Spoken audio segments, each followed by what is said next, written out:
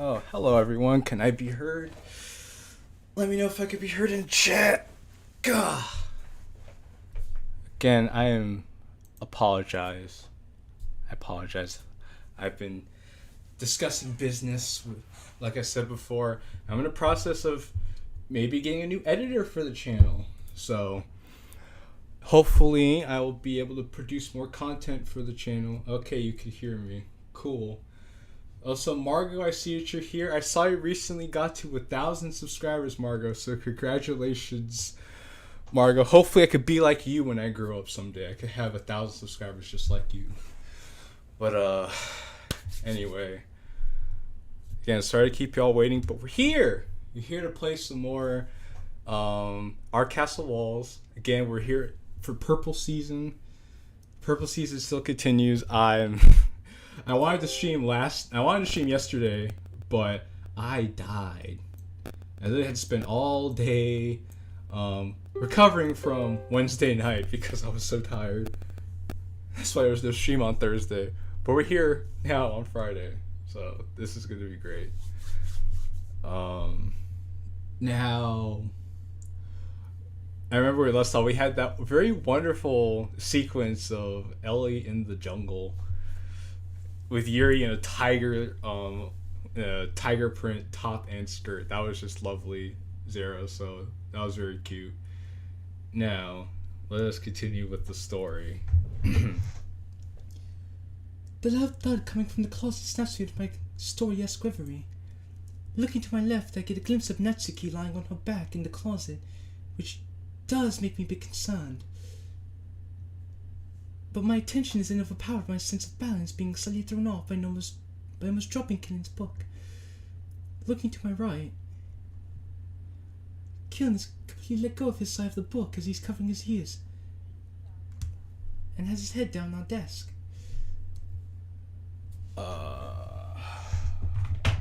Actually, hold on, give me a second.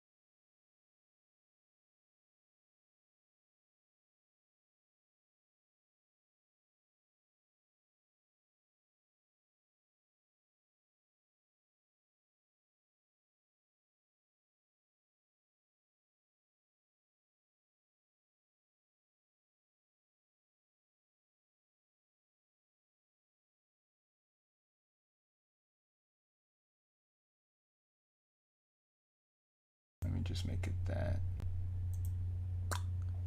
Okay, cool. Alright, now I can continue. I can't believe the sight in front of me as I look quickly around the room and attempt to think of what to do. Oh goodness, was it really that loud? Yes, it was. When someone falls flat on their back, it kind of, especially in a quiet room such as this, it kind of snaps you out of the world around you. You know, Yuri? Ooh, oh no, what do I do? I've never had to deal with this before. I'm his friend, aren't I? Oh, well, you know what, Yuri? That is a great question. Oh, hell. I should be there for him, right? That in mind, I set the book down, placed my free hand on his shoulder, and somewhat firmly grip him, as if me applying pressure is weakening whatever kind of state of mind he's in. Well, she's kind of freaking out over AMC of his hands over here and his on his desk. Well, I know she's kind of freaking out, which makes sense because what the hell is she supposed to do in that situation? She's like she said, she's never had to deal with that kind of thing before, and that's not the kind of thing you see very often. So she's doing the best she can. JQilin, is everything okay? No. After a moment, he seems to have calmed down enough to bring himself from the desk and look towards me. That's when I moved my hand from his shoulder. Yeah, I'm alright now. I just don't do well with really loud sounds. Which is funny because my sister loves loud noises to the point where we're afraid that she might become deaf in the near future. I understand. As long as you're feeling alright. I was a little scared there for a moment. It is then that the both of us noticed Monica walking over to the closet to see what exactly has happened. Sari en route with her. Natsuki, what happened? I'm fine. I only fell, like, a foot or something, okay? Like, back off, damn. Alright. Just making sure you're not hurt at all. I said I'm fine. I can handle myself. If you say so. Now that I have everyone's attention, we should begin poem sharing now. We're going to need some time for my announcement afterwards. Now we're back to MC. Fantastic. Do, do, do, do.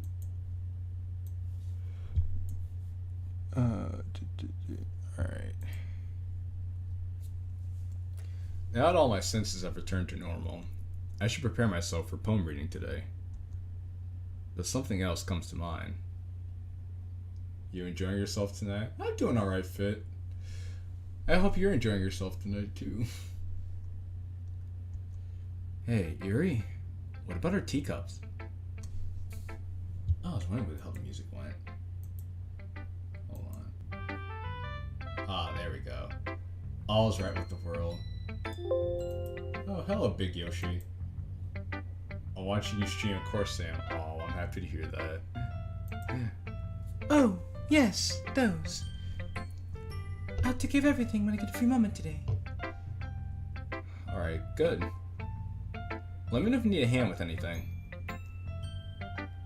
Alright, that's enough, you two. I've got some talking with Yuri to do. Damn. Wait, where'd she come from?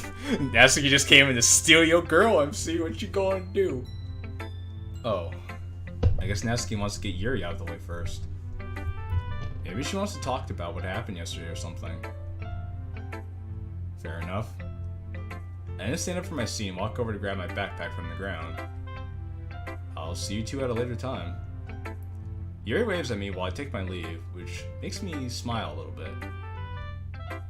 Art Castle, aka Zero, explores his thick mommy fetish.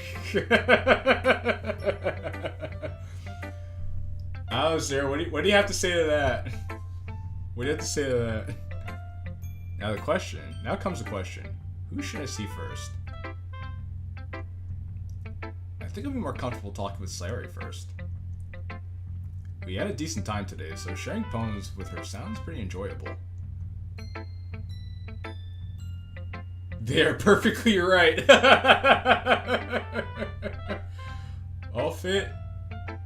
I guess you're right. This is Zero exploring his thing for thick mommies. Not that it's a bad thing. It's perfectly respectable. I too am a fan of the thickness. So, I'm picking up what you're putting down. Okay. Check be nice to someone off the to-do list. Ah, God, that's funny. She had a good one yesterday. I kind of can't wait to see what she wrote for today. With that, I begin walking to her, a smile still on my face. Hello again. Hey, Killin. Ready to share what you wrote for today? Yeah, but mind you now, this is my first time trying to write stuff like this, so sorry if it's not up to par with your guys's. Hey, no need to worry. Also, am I feeling better now? I am. Don't worry. Like I said, I had to spend all of Thursday trying to recover from Wednesday. That's why there was no stream, but I'm in a better place now, so we are able to continue Purple Season because I still have plenty of Art Castle Walls to play, and I still have to finish Fallen Angel, and I still have other Yuri related projects I need to work on. So Your boy has his work cut out for him. We all start somewhere, right? I mean, she's not wrong. Well, Lance, you were there. That was after I stayed up after I stayed up till like 8 in the morning. Yeah, I suppose so. Hang on. Let me grab it for you. It takes me a little bit, but I managed to grab my attempt at a poem out of my backpack and hand it over to Sayori. Do a flip? How would you know if I did a flip? Also, hi, Remzi. You're new around here. I haven't seen you before. Also, if you guys would be so kind, I didn't get a chance to before. If you want to share the stream with other people, let them know that we're playing Our Castle Walls, then feel free to do so. Okay, I read that line already, alright. After looking at it for a little bit,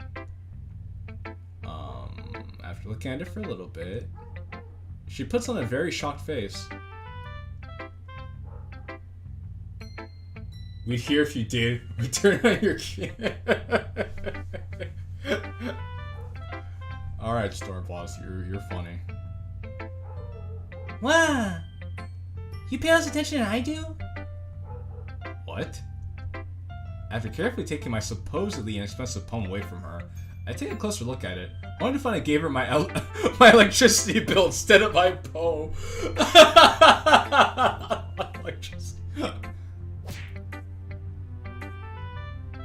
That was the sound of the palm of my hands splashing across my forehead. Killing, that offended me. You know I have no friends. Tag, that's not true. You have a bunch of friends in the Discord server. Come on. Don't lie to yourself like that. I mean, that is a little bit funny I managed to do that. But now I think it's time to get serious. Yeah. My bad. Mobby. Let me get it for real this time. Man. Oh god. Alright, hold.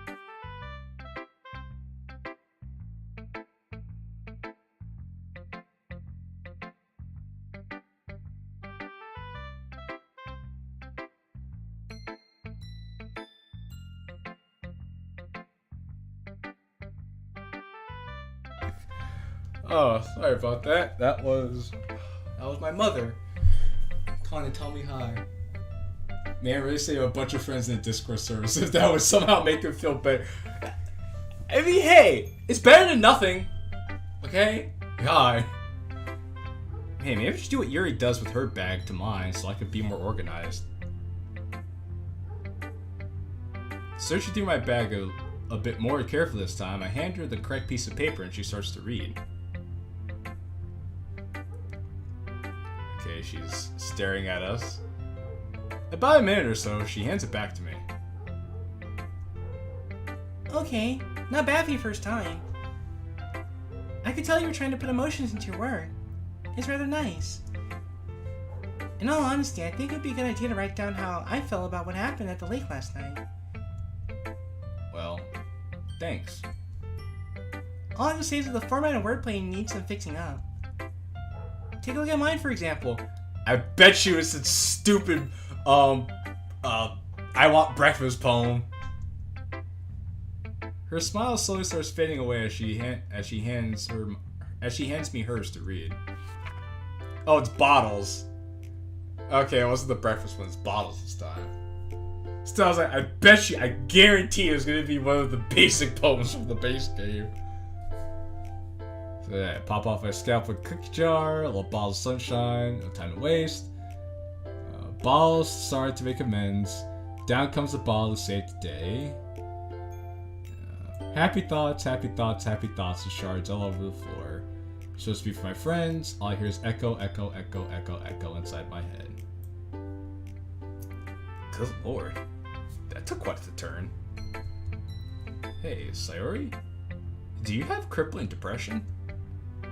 I don't mean disrespect, but this makes me feel sad for whatever reason. This feels like the opposite of yesterday's. I then hand her back her poem and her expression changes a little bit. I decided to write about feelings today. Monica always told me that perspective is something important, so I thought I'd step out of the box for this one. That sounds like it took quite a bit of skill. That's rather impressive.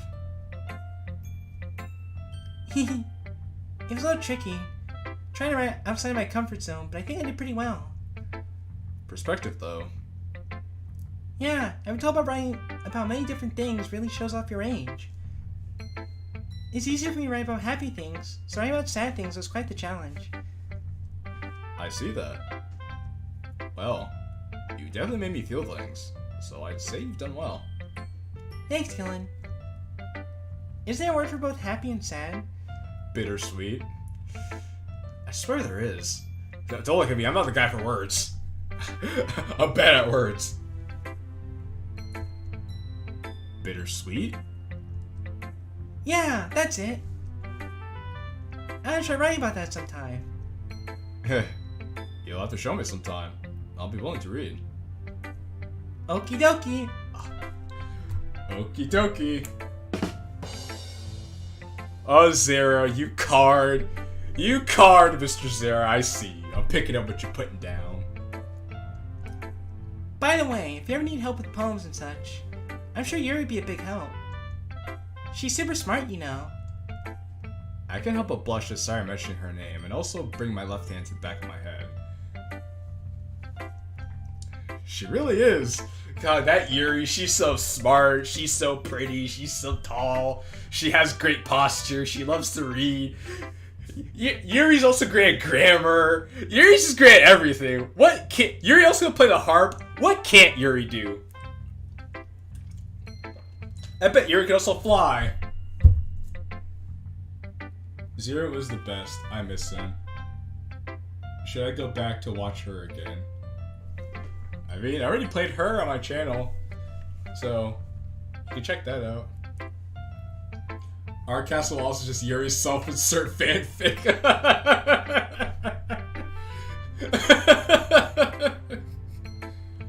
But if this is her self-insert fanfic, then what does that say about how she feels about MC?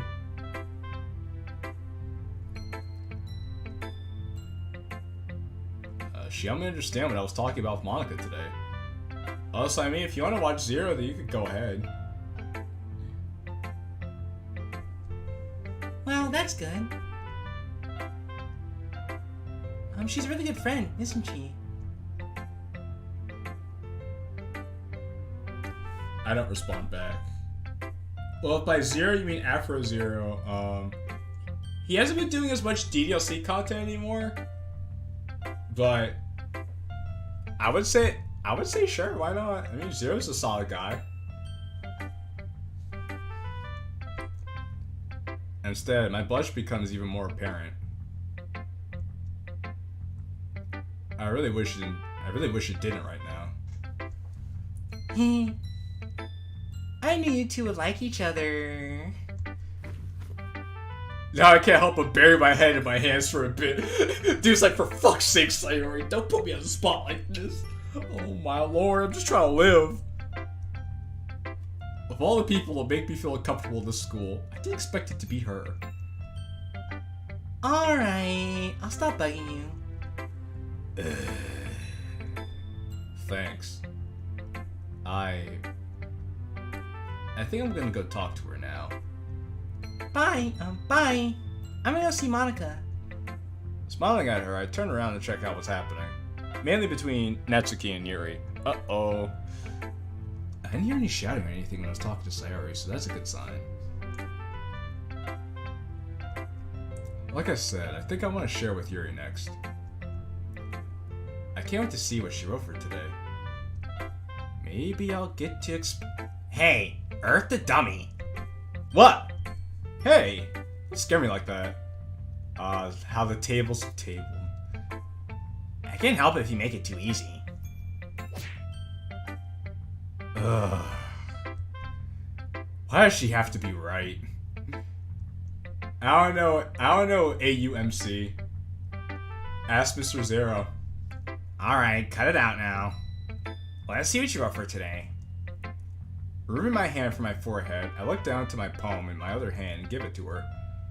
Surprisingly enough, she doesn't rip it out of my hands like how she did yesterday. Just like Sayori, she seems to breeze through it, then hand it back to me. I'm surprised one bit that you write like this. What's up with this sentence structure, though? Jeez. What? I'm saying this looks more like a letter than a poem. Maybe it is a letter. Maybe it's a love letter. It's not meant for you. It's meant for someone else. Someone with better posture. You wouldn't understand. Oh boy, not Ratsuki. Ratsuki.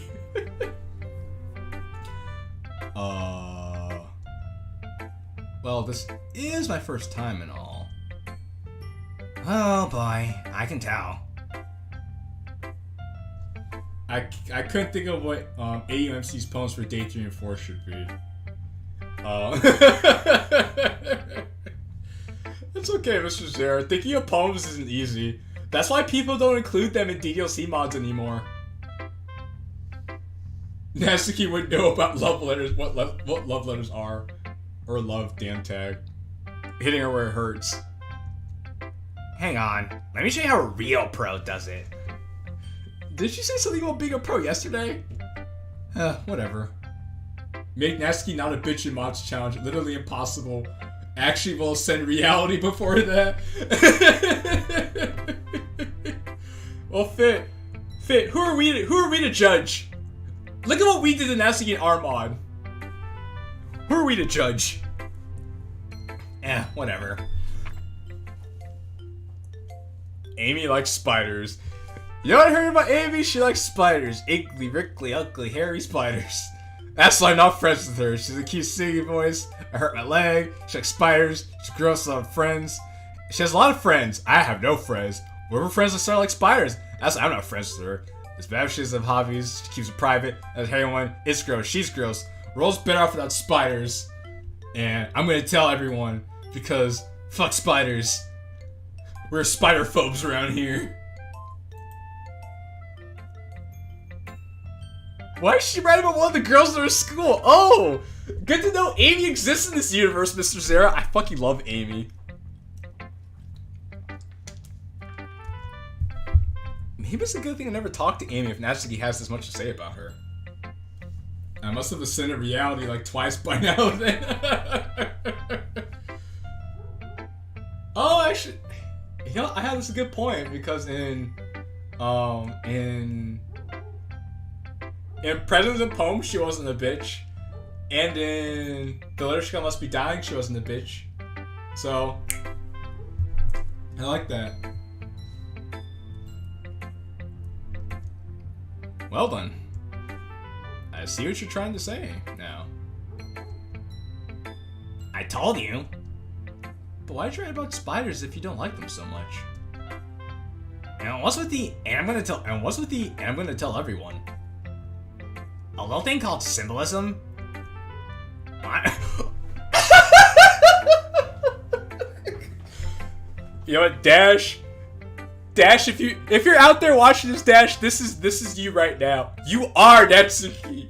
The amount of times you said this to me, Dash, I'm seeing it right now. I'm like, oh my god. I was thinking in my head, she would say, what? It's called symbolism? Why don't you look it up sometime? I had Dash say this to me so many fucking times. I'm like, Natsuki, if you're out there, you son of a bitch. You really are Natsuki. If she's a pro, then why don't she just tell me? Like, what the fuck?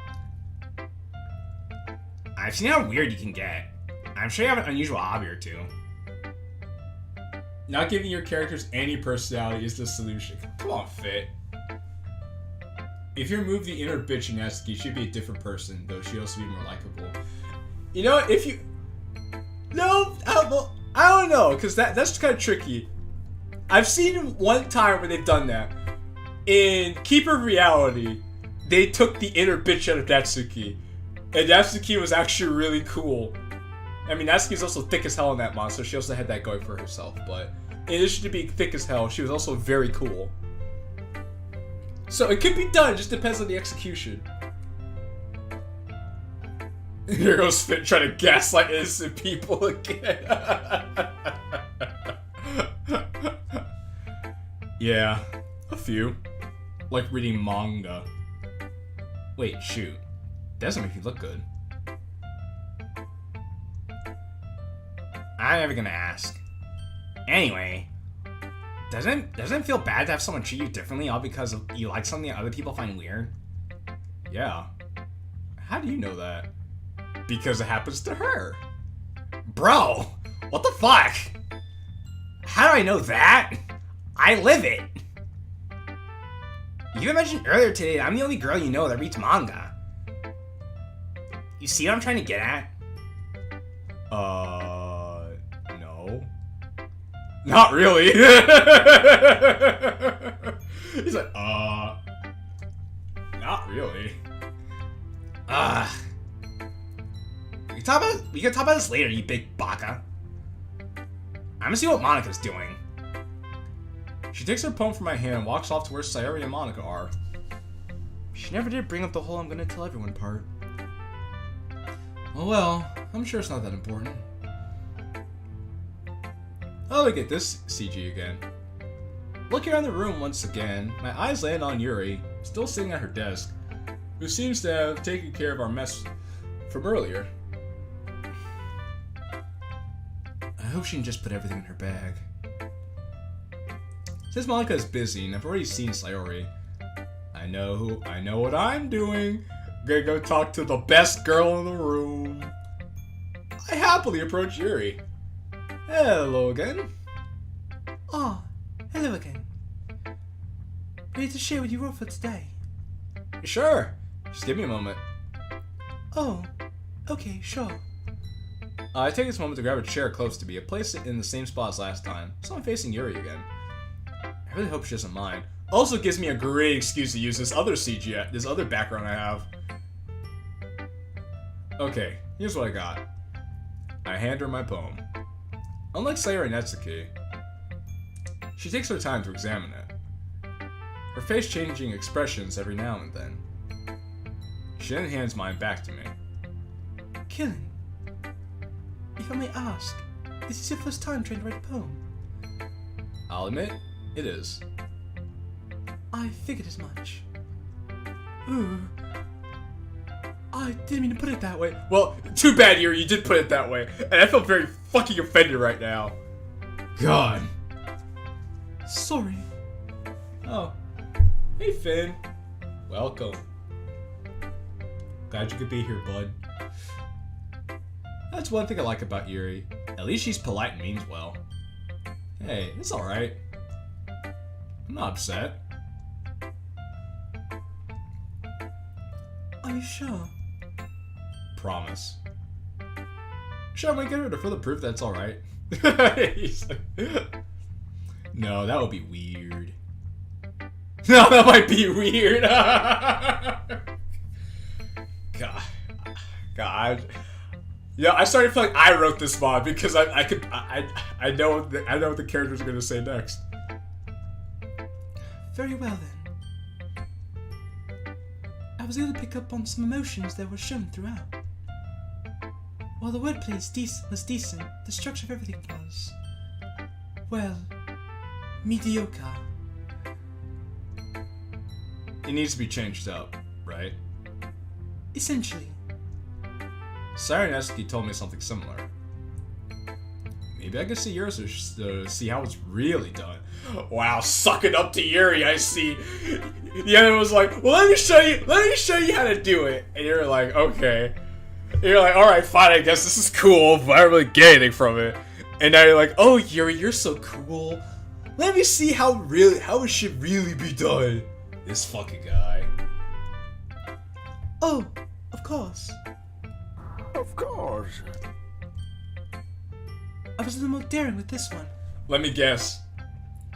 Is this the raccoon poem? Oh. Now this I have to see. It was the raccoon. I call it. Yeah, it's dead at night, guilty stack, first time I noticed, piece of bread, consequences, enticing beauty of a cutting knife, is a symptom, the bread, my hunger and curiosity, the raccoon, an urge, hungry more and more frequently, classic Pavlovian conditioning, I slice the bread, I feed myself again. Our castle lost twist ending. Yuri gets a boob reduction, so the MC doesn't care about her anymore. Thinks her poems suck. He thinks she's bored. I only like you for your boobs. Oh god, that'd be some shit, wouldn't it? Huh. One would think Saria would write about animals. Didn't she say she liked them earlier today? I don't really remember any raccoons being in my book. That's not important. Wow, Yuri. Another painting's run out in my head. But this time it moved. How'd you get so good at this? Well, I've been at this hobby for quite a while now. It's definitely true what people say. One gets better with time. As I'm sure you would if you keep it up. I'll take your word for it. I find it interesting that you thought of my work as a painting. One could see a piece of paper as a canvas, not just for drawing, but also to let emotions and imagery fill the page. Wow, that's pretty insightful. Paper is a canvas, not just for drawing, but for writing. Damn, that hits different.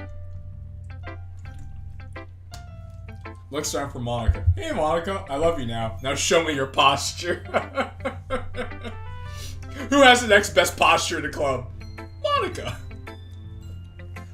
A famous singer once said, "The beauty of literature, poetry, and music is that they leave room for the audience to put its own imagination, experiences, and dreams into the words. In this case, I feel like expressing one of my more unusual hobbies is why I felt the posterity." Ah, unusual hobbies. Just like what Natsuki said. Natsuki never did properly explain symbolism. Hey Yuri, that reminds me. Could you help me understand what symbolism is? He's like, huh. Well, why that all of a sudden? Well, when you mentioned usual hobbies, that made me remember what Natsuki wrote about. She mentioned something about symbolism in hers. I don't quite get it. Oh. Yuri's like, I don't know if I want to say that, because if you get symbolism, you'll get the symbolism in my poem that I actually secretly love cutting myself. Which she actually that was actually so blatantly obvious in her last poem. I'm surprised if she shared that with anybody else. They were like, Yuri, you might need to go to you might need help. Yuri looks around the room out of nervousness. Maybe I should be patient with her, since I did ask her to explain something to me. Yeah, I'll just let the gears grind in her head for a bit. I'll be patient. That's when she suddenly looked back to me as if a light bulb turned on, reaches down to her bag, pulls out a purple folder, and another piece of paper to give me. I managed to give today's poem back to her, which she carefully takes as I grab the paper she's now giving me.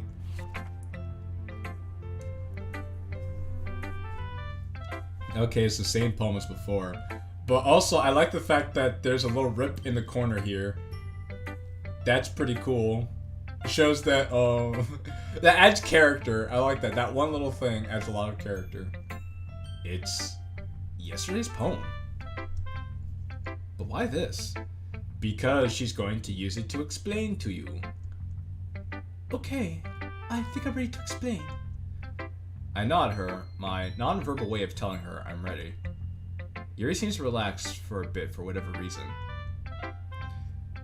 Remember yesterday how I said that the person in this poem was being symbolically compared to a ghost? It's because Natsuki ripped it in day 2. Oh. I must have missed that. I don't remember that. Oh, that's interesting. But you know what, Mister? I will say that it's one thing to say that it happened. It's another thing to say that it happened and to show it by adding that little detail. So I really appreciate that. Yeah, I think I remember that. Yesterday, he noticed that the streetlight in his poem acted as a safe haven, as he put it. Clever word choice, by the way. Whoa, she remembered that? Yes, that's true. Do you see what is happening here? The streetlight as a safe haven, the ghost as a person, the spiders as an unusual hobby. Eh? I started scratching my head of confusion. Where did that come from? You know? Natsuki's poem? That you and Yuri both read? Oh, right. Yuri already had the chance to see what Natsuki wrote. Don't worry, Kilin. I am also surprised that Natsuki wrote about the same concept. In her poem, this person she kept referring to as a subject of ridicule all because of some... Wait! I'm sorry, I didn't mean to cut you off. But I think I get it. Oh, You're using a person or thing, like nouns from earlier, to describe something different, right? well... You're on the right track. Symbolism is mainly used to express ideas or emotions without blatantly telling us. Why couldn't Natsuki have just told me that in the first place? Because she wanted to be a bitch. That's why. So, that sounds like an interesting way of being vague. It is until you're blatantly obvious in your symbolism. Yuri seems to ponder over what I just said, as if it's something she's never thought of before. I suppose that's right. Allow me to offer an example. Oh? Please do so. Think of the rain cloud that forms in the sky when the weather is just right. Do you have any idea what emotion could be resembled by rain clouds? Depression.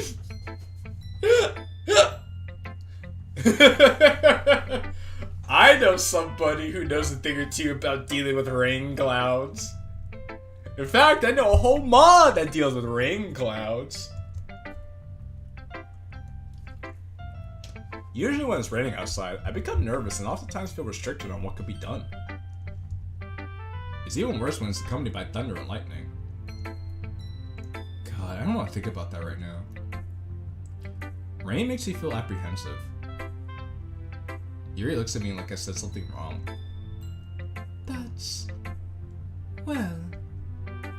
That's not quite what I was going for. I was thinking that it correlates to sadness. Oh, okay. That makes sense too. I think I understand now. Thanks for clearing that up for me. Yuri gives me a reassuring smile, as if she accomplished something. Now, Yuri, didn't you say something else? Something about someone being subject to ridicule? I did. The gears start turning in my head as I indirectly stare at the desk in front of me. Is Sayori truly depressed, or was it truly Monica if you think about it? I think Sayori may have had some form of depression, just as a natural part of her character, that Monica exacerbated over time. But, I don't know, what do you guys think? I know what you think, Tag, but what does everyone else think? I don't know. Ridicule. Unusual hobbies. Spiders. Finkel and Einhorn. Only girls that like manga. Einhorn and Finkel. I think they were just truly depressed. Okay, Ramsey.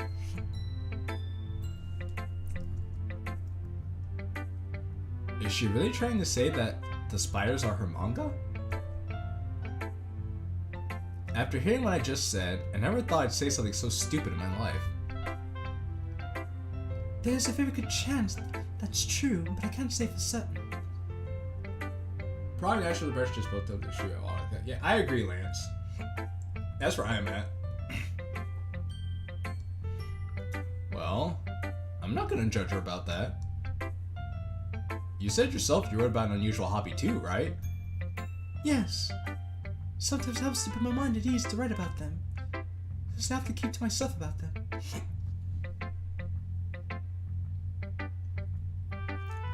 No, I like. That's why I asked everyone else's. I want to see what everyone else thought because of your opinion.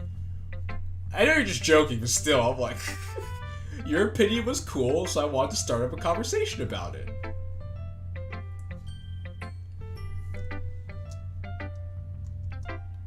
Them? As in plural? Huh. I wonder why. She doesn't respond to that. Instead, she looks away, embarrassed. You know, for a guy who's very socially awkward, he's actually fairly good at picking up social cues. Maybe I shouldn't have said that. My bad, Yuri. I wasn't thinking right there. So here's my theory of original DLC and Monica wasn't aware. Yuri cuts Saori not as much as she might seem. Saori has the pressure, but she gets better over time. Monica as well, the club leader. What about Natsuki? Does Natsuki just not exist?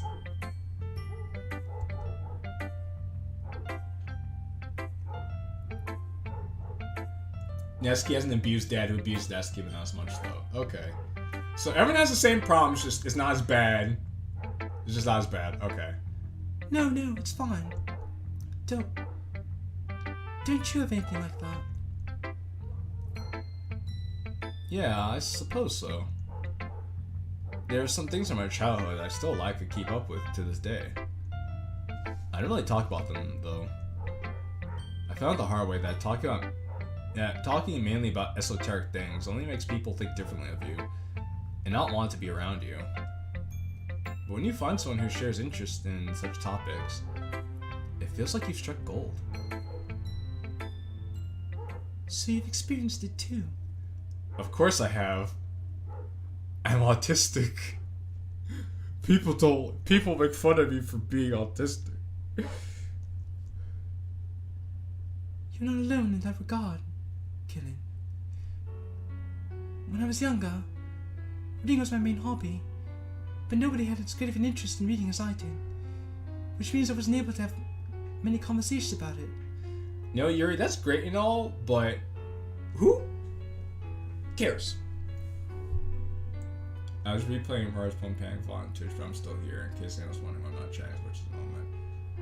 Oh, okay. I was there for a little bit, Finn. I saw a little bit of the Plum Panic thing. So, have fun with that.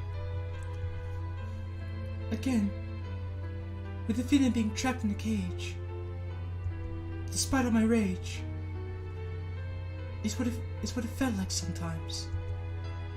Gosh. What kind of stuff does she read to think of stuff like that? There are very few people in this school who shared the same hobby as me, which meant I barely interacted with anyone. While I could barely make friends, let alone acquaintances, that's when I would find myself lost inside my books. They've always been a nice escape when reality became too much sometimes, when people didn't want me to be around them. Many different worlds to explore, people to befriend, nobody to judge me because of how different and weird I am. Shen looks back up to me, while I'm left speechless.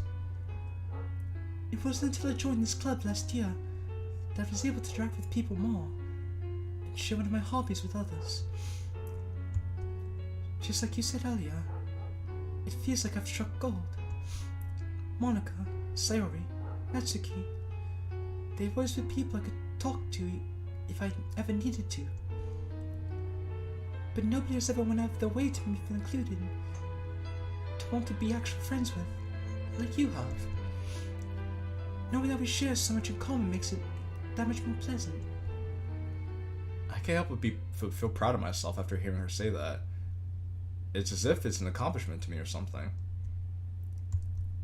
At the same time, I can't help but empathize with her not being able to interact well with others. Well, it's just like what I said yesterday, Yuri. Nobody deserves to be lonely. And that includes you. She smiles sweetly at me. Oh, you. Oh, you, Mr. Zera. Oh, you. Besides that, I guess the best we should do is not to make others feel bad about what brings them happiness, as difficult as that may be at times. Something in the back of my mind is screaming at me because of how much quieter the room has become, but I'm choosing to ignore that right now, as this is one of the few times my eyes are locked onto hers. She is more important right now. I completely agree, Yuri. That sounds a lot like the golden rule, to treat others how they would want to be treated. Speaking of which, thanks for listening to me. Even if I talk too much sometimes, that means a lot to me. Qilin, I don't mind at all. I, too, will say thanks, because you're a good listener. But I space out sometimes. I don't think I'm that good. Qilin, you're good at a lot of things. You pick up and understand new concepts rather quickly from what I've seen, and you're not afraid to be yourself. I find that highly commendable. Another dumb smile makes its way onto my face as I start scratching the back of my head again, just like yesterday when we were discussing poems. Well, it's not that hard to understand new stuff when you do such a good job explaining everything. She gives me the cutest smile as she looks away from me, turning pink once again today. Stealing Natsuki's thing all the while. Wow, look what we have going on here. Go away, Monica! Go away! Go away, Monica!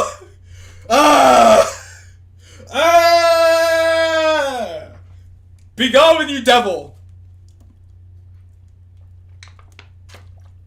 We don't like your kind around here. God, go away, Monica. Damn! Can we play one Yuri Mom where Monica show up and ruin a good time? He's like, exactly. Go away.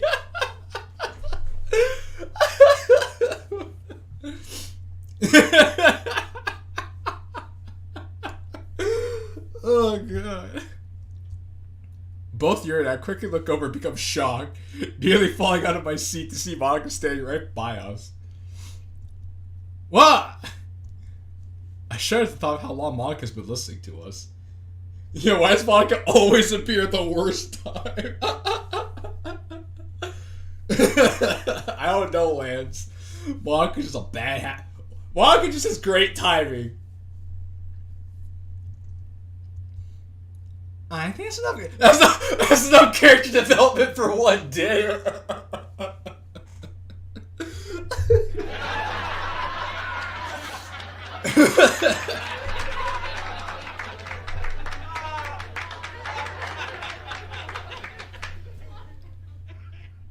Yep, Mrs. Zera, I like that a lot. I think that's enough character development for one day. I love it because it's both fourth wall breaking and it fits in the context of the scene. God, that's brilliant. Come on, you two. I have an announcement to make about the festival. Marco, we don't care about the festival. I care about Yuri's festival. Announcement? The festival? I look over to Yuri once again. Might as well find out what this is about. Yuri nods to me, and then we both get up from our desk and avert our attention over to Monica. Okay, everyone. The festival's happening next Monday, and I know what we're going to do for our part. Our part? We're not going to be doing what we did last year, are we? I figured we may as well. Now we have a proper number of members. W. Yuri Watermelons. You know what? At least I know what you guys are here for. You guys love Yuri's posture. I get it. Yuri has great posture. But you know, Yuri's more than just her posture, you know. I know she can stand up straight with the best of them. I have high hopes their performance will be better than last year's. Yay! You get to share again. Not again. Maybe I shouldn't be staring, but I think I could see Yuri shaking a little bit. Oh, Yuri, don't sound too afraid. The four of us were able to do this last year, so we can all do this. We can all do this one last time. She's got thighs too. Yeah, tag. Fair enough. And yes, babe, Yuri has great personality. Exactly, she has great personality. We're all in a senior year after all, right, Kellen? Joke's on you, I'm a junior. I most certainly am. And not to mention, last year's performance didn't quite turn out the best. So think of this as redemption, if you will. Oh, is that right? Hey, Monica, how are we going to make this year's festival better? I must have completely missed this club's performance last year. And we all know personality means big booty bitch. Well, actually, we don't know what Yuri's booty looks like because you never get to see it. I'm actually in middle school. This school needs better security. I mean, truth be told, we don't know what any of their booties look like. We never see them, you know, like that. I guess you could judge based on their hips, but even then, you can't be too sure. Yuri has like the widest hips out of all of them, so you could argue she might have the best booty, but again, we don't know. We'd have to see it to believe it. This year I figured that everyone should prepare something, like decorations and such for the room. Oh, so we're literally just doing what we did last year. Speaking of which, are you all done making the posters to put on the wall, the poster board tomorrow, Sayori? I sure am. We could dream, okay? The porn artists, though. One thing about them is that they can make it as big as they want. They can make booties as big or as small as they want to. So that's completely left up to the artist's discretion. I'll take care of that once we're done today. Oh, so that's what she was drawing yesterday. I'll also write poems for the festival, just like last year. Monica, you know I don't do well with last minute preparations. Oh, so I have to write for the festival. But I'm not sure what to write about. Who's going to do what for the festival? I was just about to go over that.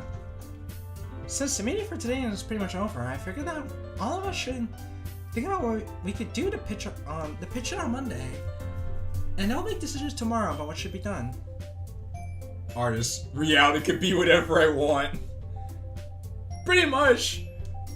People who can draw, they have great powers. They have powers to make, they have the powers to make reality whatever they want. It's a beautiful thing. I still don't know about this. We could end up embarrassing ourselves.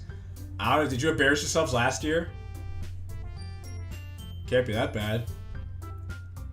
Last year wasn't too bad, but you never know. Oh, come on, Natsuki. I'm sure everything will turn out great. That's the spirit. Speaking of which... I instantly look up to the clock after seeing Monica do it. Isn't that what they call monkey see, monkey do? 3:59 p.m. Monica then looks back at all of us. That's enough for now, everyone. Don't forget to write a poem for tomorrow. A successful day at the club for once. Not bad.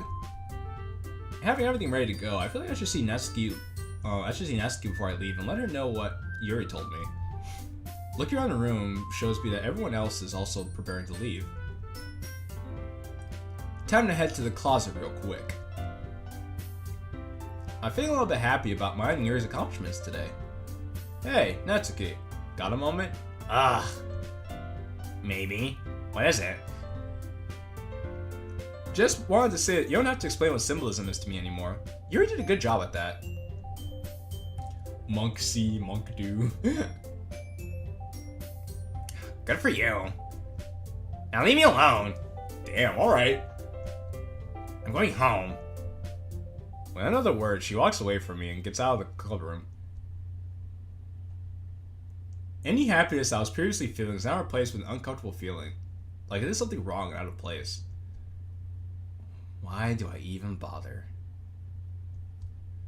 After a few seconds of wallowing in my self-pity, I feel someone tapping on my left shoulder. Breaking out of my trance, I look over to see Yuri standing in front of me. Oh, excuse me, Qilin. Just hearing her voice is slowly putting me back at ease. Since we're friends and all, I was wondering if we could walk home together. I may as well be patient with her. I need some time to think clearly anyways, after what happened with Natsuki.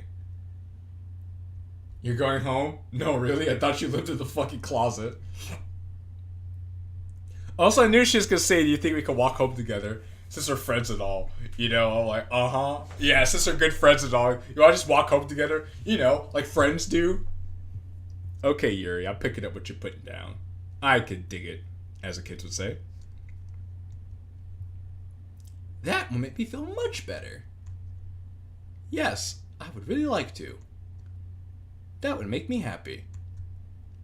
I can feel my happiness slowly returning at the thought of walking home, of walking after school with her. Yuri lets out what sounds to be a sigh of relief. What does she think we're gonna say? No? Do you want to walk home together? Nah, I got better shit to do than to walk home with you, the girl that I'm in love with. Nah, I was gonna go visit my homeboys over in the anime club. Talk to you later. Alright then. Shall we get going? The smile that has replaced her nervousness makes me smile in return. Yes, let's. Shall. With my backpack and her fourth dimensional secret gadget bag in tow, we both leave the classroom, with me making sure to open the door for her, like a gentleman. My mother raised me well. The school hallway is as quiet as it usually is as Yuri and I make our way to the school entrance, with the occasional few conversations from other students here and there. Looking over to Yuri, I can't help but think one thing. Wait, whose house are we going to? Her house? I don't know why. Something tells me, but asking whose house we're walking to seems intrusive to me, so maybe I should ask something different. Hey, Yuri. If I might ask, do you have any other plans for today? Oh. Well. No, not really. Just homework, chores, and ready for tomorrow. So nothing out of the ordinary then, I'm guessing. Yes. I guess you could say I'm pretty mundane. I mean, I see nothing wrong with that, but at the same time, I beg to differ. There's nothing particularly wrong with that. Life doesn't need to be exciting all the time. And I agree with that 110%. I agree. Now, what about you, Qilin? Huh? Oh, yeah. I have to go to the 24-hour store. There's some unfinished business from last night I need to get taken care of. Oh, the one just north of the park. That's only a 2-minute walk from my house. Well, I think that answers everything. So, guess it probably makes sense to take you back to your place. I suppose so. Then settle. It doesn't take us long before the two of us reach the school entrance and make our way outside. So we get to see where Yuri lives? Ooh. 4:08 p.m. Doki Doki Art Castle Wall is made by JQilin and Zero 2, I guess.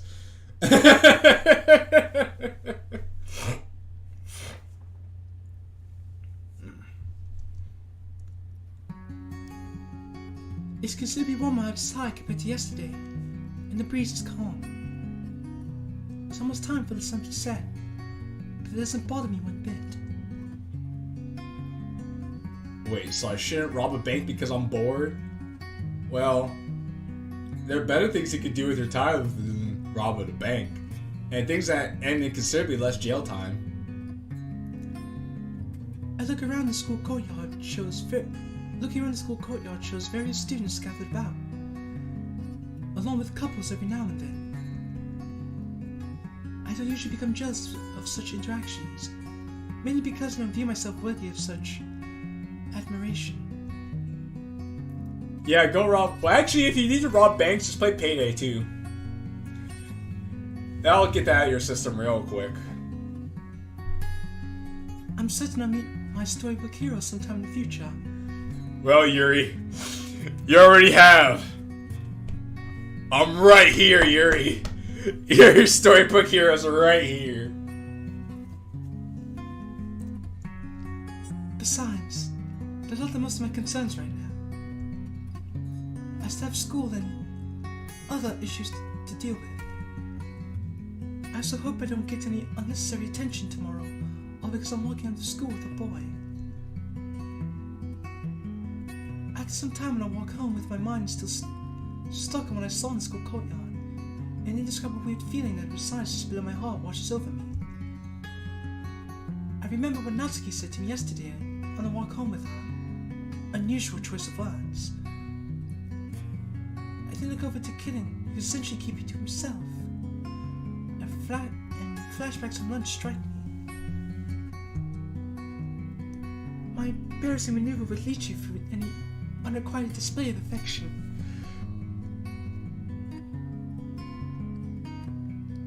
You still didn't want to anything! Baka! I was just a daughter of God that didn't know how to properly respond. Ooh. Now I feel bad about not returning the favor. I even said I would yesterday. I'm sure I'll get another. Huh.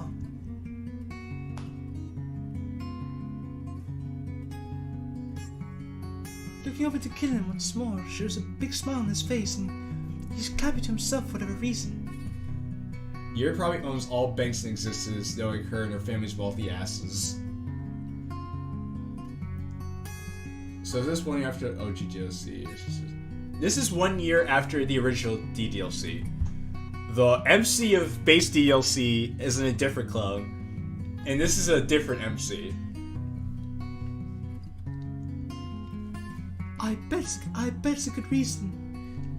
He isn't seen in front of me as rather adorable, if I'm being perfectly honest. He almost reminds me of Sayori in some ways. Kilin, what's going on? Oh. I just got really happy over something I thought of. May I ask what about? Well, it's just all throughout high school. I've never been able to contribute anything to the festival. I've always just attended them.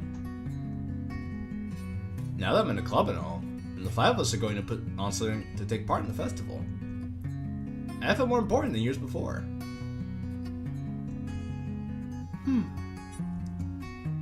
He has such a positive outlook on the festival. I feel a little jealous about it. Last year's performance was pretty draining for me. I don't know how I managed this year's. Having to recite in front of everyone again. I don't want to think about that right now. But maybe this year... Hey, Yuri, what are you thinking about? Oh! I'm sorry. Did you say something? You've been awfully quiet ever since I mentioned the festival. Oh. That's what I was thinking about. I guess I'm not as excited about it as you are. I wonder why. Imagine if there was a way to customize your own MC in this game. You know, Remzy, is funny. I did have a thought about, well, not just me. Me and my good buddy Fit. We had a thought about making a customizable MC for a mod, so it really gets to feel like you're you're really in the story with them. But trying to think of like all the permutations for that is, I don't know, it'd be kind of difficult, you know.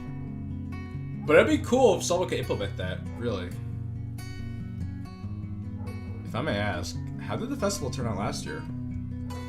Ooh. Why did he have to bring that up? Maybe I should be vague about this, but also honest to him. Well, it was alright, I guess. I just don't do well in front of people, that's all. Hey, no worries there. I can understand that. People can be really weird sometimes. When dealing with them, either you know exactly what to do, or you have absolutely no idea how to go about things, and your train of thought derails. I chuckle a bit at his wordplay, but he does have a point. I'm certain we'll all do well this year, especially since you guys have experience with this thanks to last year. Here's thinking about football respect and beautiful moments compilation number 10.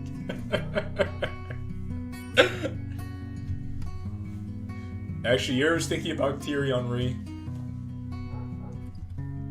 If anything, I'm one who wouldn't do as good of a job as you guys. I have this weird feeling that I'll make the club look bad. I don't really like it. I don't really like it when he speaks down about himself. First at lunch today, and now here. I feel like I shouldn't let this go on. Kilin, the only way you won't perform well at the festival is if you don't think you will.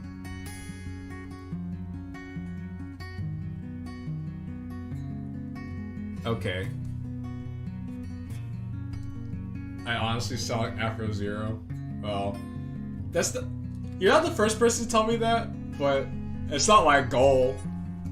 I'm trying to sound like me.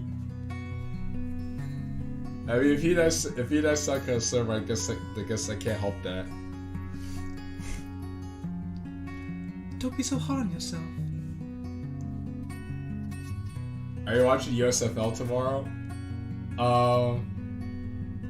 You know, I was kind of curious about that, to be honest with you. I wasn't playing to at first because I was like, it's going to feel like kind of a rip-off of actual football. But, you know what? Maybe I will check it out just to see if it's any good. I'm guessing you are, Tag? I know it just sounds like that. Well, I suppose. He doesn't respond to what I just said. Instead, he blankly stares at the ground as we're still walking. Ooh, I was too forward again. It's not like me to... You're right, Yuri. Eh. I really shouldn't be. It's just every time I try reading out loud, whenever it be for a group reading or for a presentation, things just seem to go downhill for me. I just don't want that to happen at the festival and embarrass myself in front of everyone. I also have difficulty when it comes to talking in front of people. As I may have previously mentioned, but you're also right, Kilin. All of us would do an excellent job if we put our minds to it. I really hope that what I'm saying is true. His whole expression seems to change after what he just said.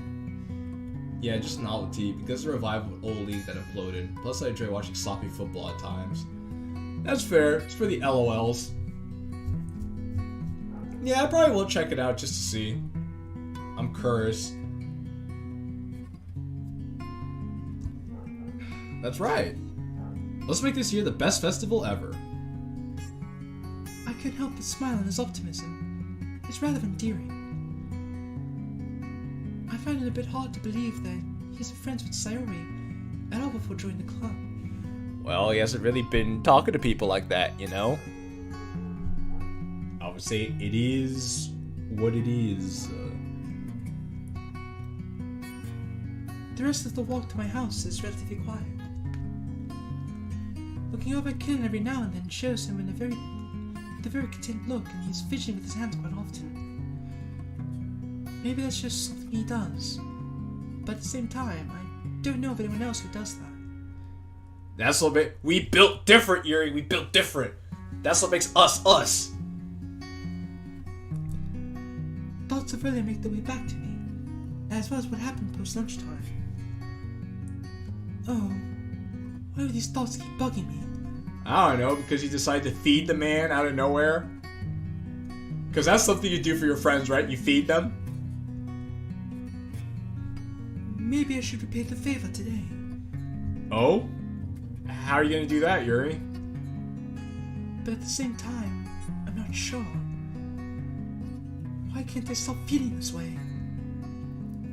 A squirrel running across the sidewalk breaks me from my trance, and I realize exactly where we are. Killing. We're almost there. Just a few more houses to go. Oh, okay. I'm glad I was able to walk you to your place. Yes. Thank you again. Not a problem. His smile never leaves his face. Repay the favor by how much? I don't know, Lance. That's what I want to know. Nah, me and my friends traveled to remote areas in Albania and beat each other to death with pigeons. And last one alive is the winner. Alright, Big. I'll see you when you get back. If you do. If not, thank you for coming to the street. You can just catch the replay. Where does he get that much positive energy from? Hey, yo! Look at this house. I could dig it.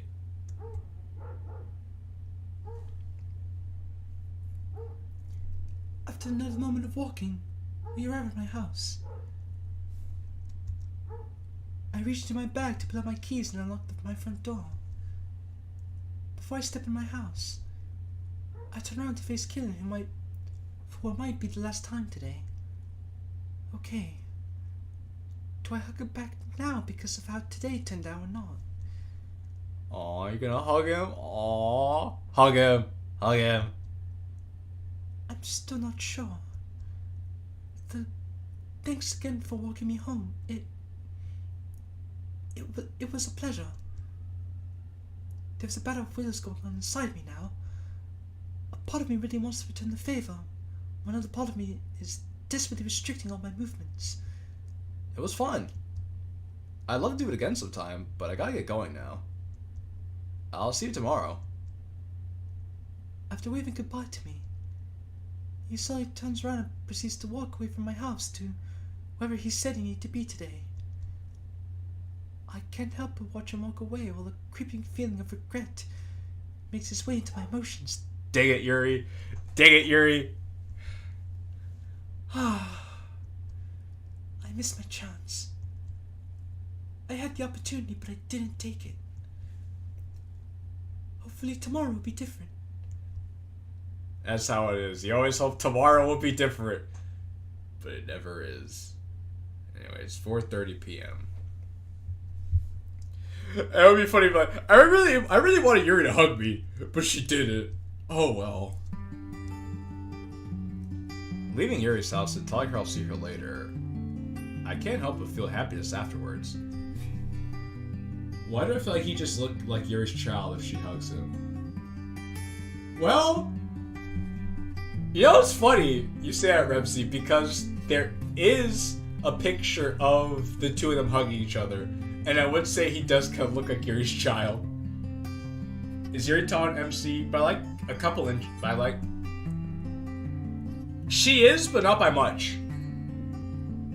Maybe like a couple of inches.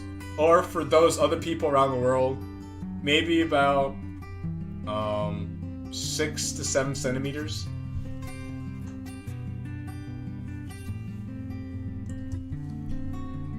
This is the first time I've ever walked home with someone. I'll be out to my house, and it felt great.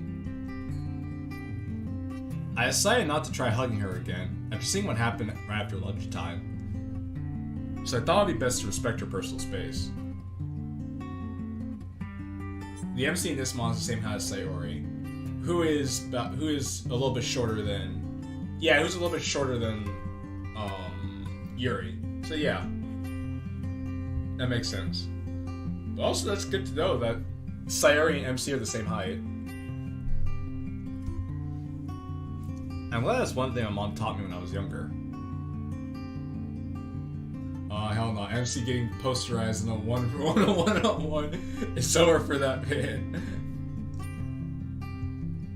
Besides, the girl deserves it. I wouldn't want to ruin things between me and her. It's starting to get darker and darker outside, as it should. It feels like I should hurry up and get this side job done before it gets completely dark outside. I still have quite a bit of stuff to do for tomorrow when I get home. Yuri was right. About a minute or so after walking, I'm at the 24-hour store I was supposed to go to last night. Alright, let's hope nobody knows. Let's hope nobody I know is here. Take a deep breath. I step aside the store. And it's Wallace. Wallace is in the store! Taking a look around, thankfully nobody I know is here. Good. Those people to interact with. As I walk up to the front counter to request 2 money orders and some stamps, something in one of the coolers catches my eye. Look inside the cooler shows Itoan brand bottles of gold oolong tea. Huh. I don't think I've ever seen those before. I wonder if those taste anything like the tea that Yuri made today. Probably not. You know what? I'm sure Yuri would appreciate me bringing in something for lunchtime tomorrow, so why not? Grabbing 2 bottles and checking the price, $2.50 each, I can't help remember that the credit card I have strictly for bills at groceries. Well, these are groceries! I could pay for them with my debit card, but that would be more social interaction with Mr. Cashier Man. No thanks. This is technically groceries, right? Exactly! Rob the cashier right now, otherwise no Yuri top for life, damn. Yeah, amigo, you can't do the man like that. Man, this is Yuri top. You know what? I don't care. Fuck my parents, buddy! Once I'm up to the front counter, I make my request for 2 money orders, some stamps, pay for everything, take the time to shove everything in my backpack so I don't lose anything, and leave the store. After a few minutes of trying to make my way home, I make my way to the park from yesterday. My mind's been focused on how I'm going to go about getting stuff mailed out tomorrow. My plan of action is probably going to take care of this tomorrow, as I got stuff that needs to get done when I get home tomorrow. Tonight. As the sky becomes darker and darker, I enter the park to sit down at the bench and take it easy for a bit. I mean, didn't you say that he wanted to get home before it got too dark? Now he's sitting at the park? Yeah. I'll probably end up stopping by the blue mailbox that's really close to here on my way home from school tomorrow. Sitting down and staring at nothing in particular helps me feel more at ease. Now that I think about it, I'm not in a real big hurry to get home right now, so I have some time to hang out. As the world fades into oblivion. After a minute of lazily relaxing and letting my mind wander, an idea comes to mind that hits me like a bus. I'm at the park! The lake that me and Yuri were at yesterday is just over there. I think I'm gonna go hang out there instead. A sense of excitement fills me as I make my way towards the path in the forest. Walking down this path brings more excitement within me. It's almost too much to handle. And all of a sudden you wake up in the back rooms. Oh, don't. Ramsey, now you've done it. You got Lance started. Don't get me started on the back rooms. Whatever you do, don't drink the carpet fluid. The cool breeze, the sound of leaves crunching under my feet, and insects flying around helps memories of yesterday make their way into my mind, which makes me appreciate this place that much more. I understand that Yuri won't be here with me, but that's fine. Nobody says I can't go here by myself, and my parents sure aren't stopping me right now. Attaboy. What your parents don't know won't hurt them. The scene right in front of me is nearly as beautiful as yesterday, this time with the moon rising. with the moon rising instead of playing around in the night sky with its friendly stars. The same fallen tree is still there, untouched. Both the water and the breeze is as calm as it could be. Taking a seat on the tree and staring out into the water brings me a sense of familiarity and safety, of comfortableness and serenity. Oh, this is different. As I stare into the seemingly endless landscape of water in front of me, events of today begin to play out in my mind. Oh. It's really nice. Looks more like an ocean than a lake, but still looks pretty nice. It was lunchtime where Yuri saved not only myself, but the whole situation. Making tea with her, having an impromptu date in a club room, reading together, sharing poems with her. Her opening up to me about her problems. Manga probably gonna appear eventually, Lance, don't say that. You're gonna speak it into existence. Some weird feelings that stronger than warm tingly feeling makes itself known as I picture her warm, lovable smile. She's one of the best friends I've ever had in my life. Even though I've known her for about a week. Actually, no, less than a week. 3 days ago. She's one of the best friends I've ever had, even though I met her 3 days ago. I know we met for the first time 3 days ago. Is it wrong for me to think so highly of her? Kind of! If I get it, I get it. I get it. She's fun to be around. Even if she does ramble on about little things. She's so, dare I say, beautiful. Both in her heart and how she looks. It just feels like an honor just to look into her eyes. I know it's not nice to stare, but I can't help if everything about her just feels so admirable. Man simping hard. Man simping hard. But you know what they say, simping ain't easy. She's nice, caring, really smart, and doesn't mind putting up with my baloney, despite how difficult and different I may be. She gave my book a chance when she wouldn't even give Natsuki's manga any consideration. The feeling of appreciation for her that I felt back when we were making tea has made its return, this time more intense. Yeah, at least this boss is the one from KGK. And you know, Sarah, it's okay. You know, Sarah, it's okay. I'm not giving you I'm not gonna give you a lot of flack for it because there are a lot of mods that make MCs like big simps. But you know, this is like, it's kind of endearing in a way, you know. In this case, it's kind of endearing.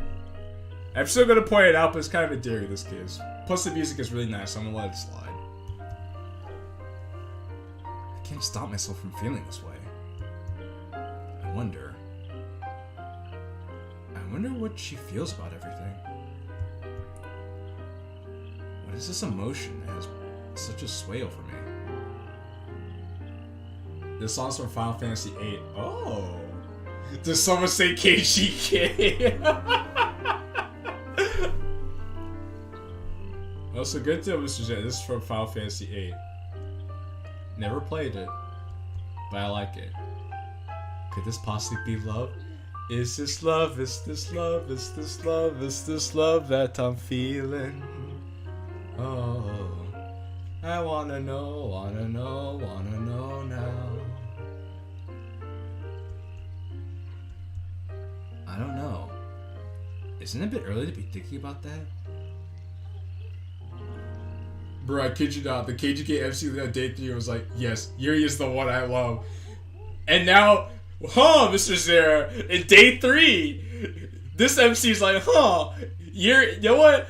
Do I love Yuri? Mr. Zera. How's the view looking from your glass house? Kill, if you ever have trouble sleeping, pray that why you will get you to sleep immediately. Is that boring? Oh my god. Yo, maybe I should play KGK for the lulz. This guy's questioning his feelings.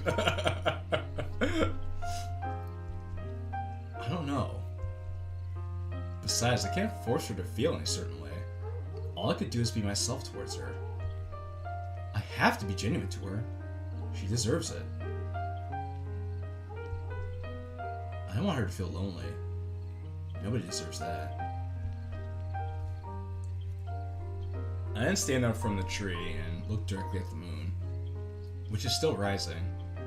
It's not a bad moon, but it's still rising, ever so slowly becoming enveloped by the clouds. Maybe I should play KGK for the lulz. I mean, if you end up doing that to yourself, I'm gonna need to get in on that, just so I can talk shit about it for 3 hours. You know what? I'm down for that. I know you said you were busy, but you know what? If you could tell me where I could get KGK, we can make that a thing, truly. Let's just see how things turn out from here on. Maybe someday. Especially since this is purple season, it'll be perfect. Maybe I'll be able to express my feelings. Man, that'll be the day, won't it?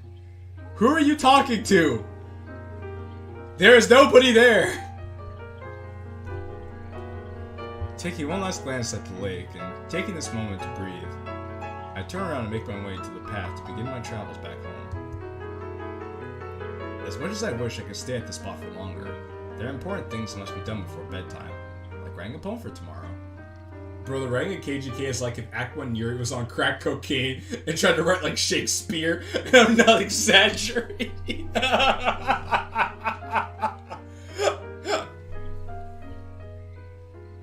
It just evolves to a rant/podcast like before for KGK.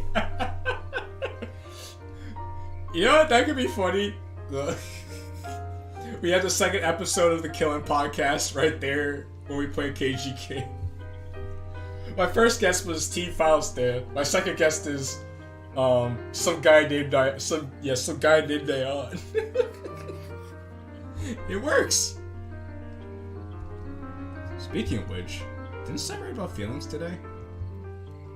Maybe I should try doing just that. I could write about my feelings of love for Yuri. Stopping my tracks as soon as I reach the path, I turn around to view the scene in front of me one last time today. I will return here soon. I promise.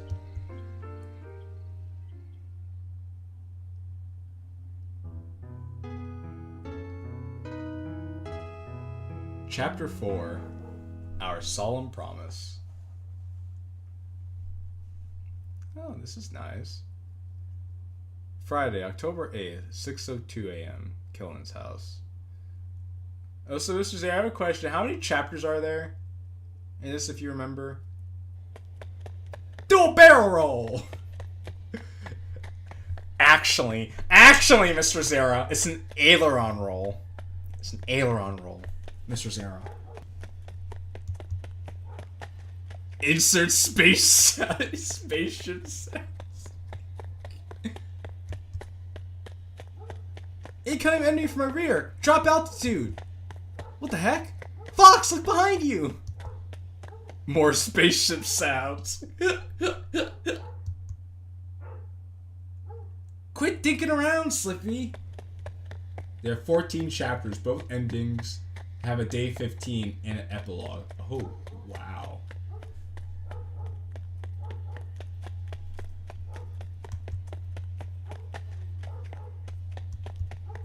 Wait. Whoa, whoa, whoa!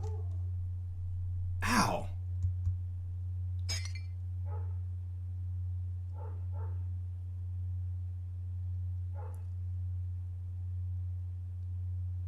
I wasn't looking at where I was running. I was looking at where I was going when running around the house.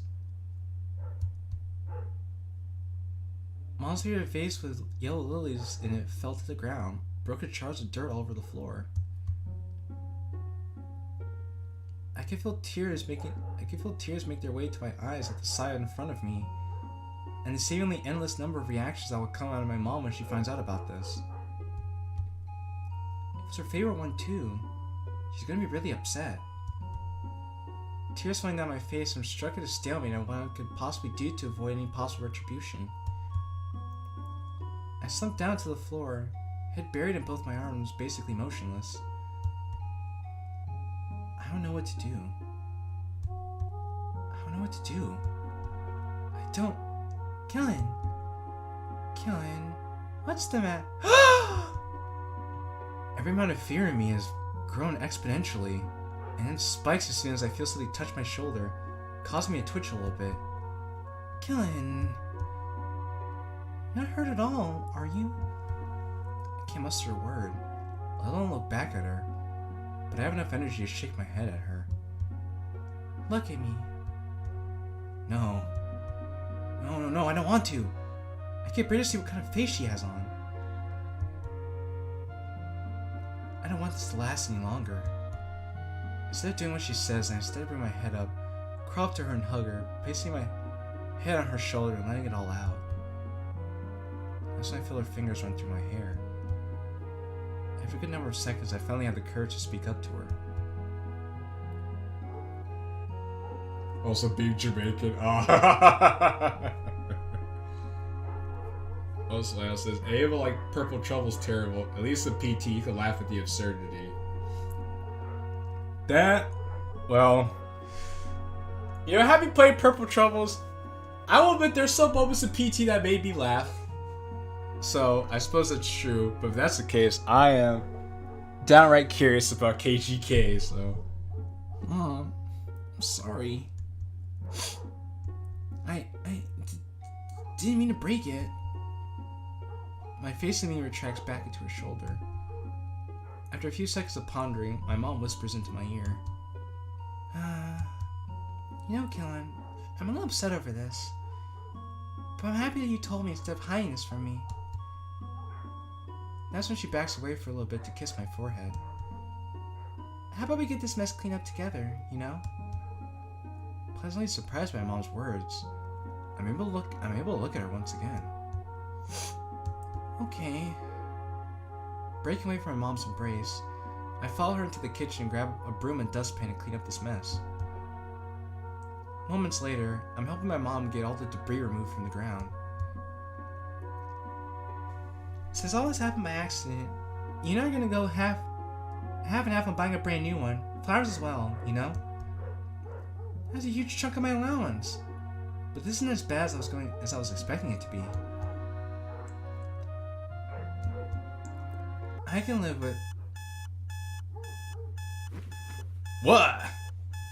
It was all a dream.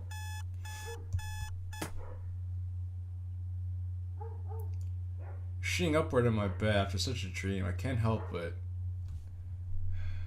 I can't do nothing other than just stare at the wall in front of me. My mind races as fast as it possibly can, mainly about the dream I just had.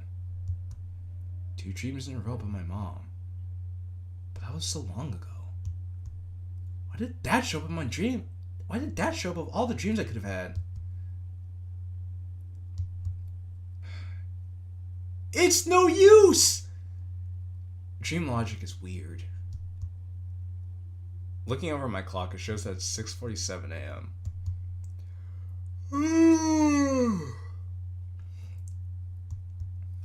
Right on time. Let's get today started with.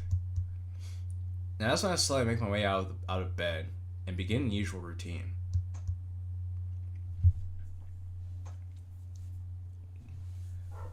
$11:59 a.m. So we're gonna be at school.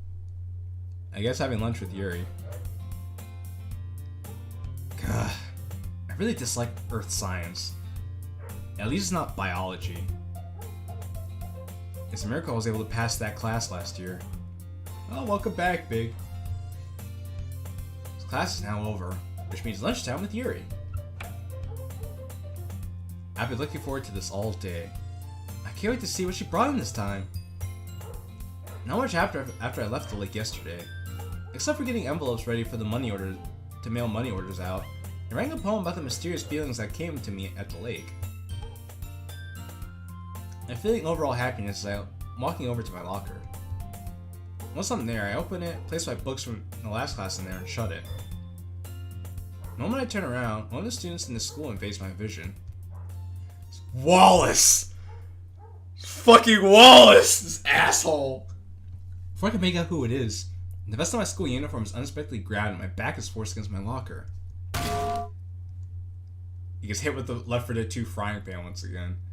Shocked at what's transpiring right now, I take a moment to register who's in front of me. Freaking Wallace. Anger is slowly building inside me because of the situation I'm in. What do you want? Give me a few dollars, I'll let you go. His tone of voice isn't as god-awful as it usually sounds, which throws me off guard. All the anger inside me is replaced with fear, as I realize I have no money on me, and completely forgot to go to an ATM yesterday. Oh god. Oh no. What do I tell him? I really wish I could disappear right now. Why can't I just reverse time and just know not to mess with my locker? It wouldn't be that much trouble.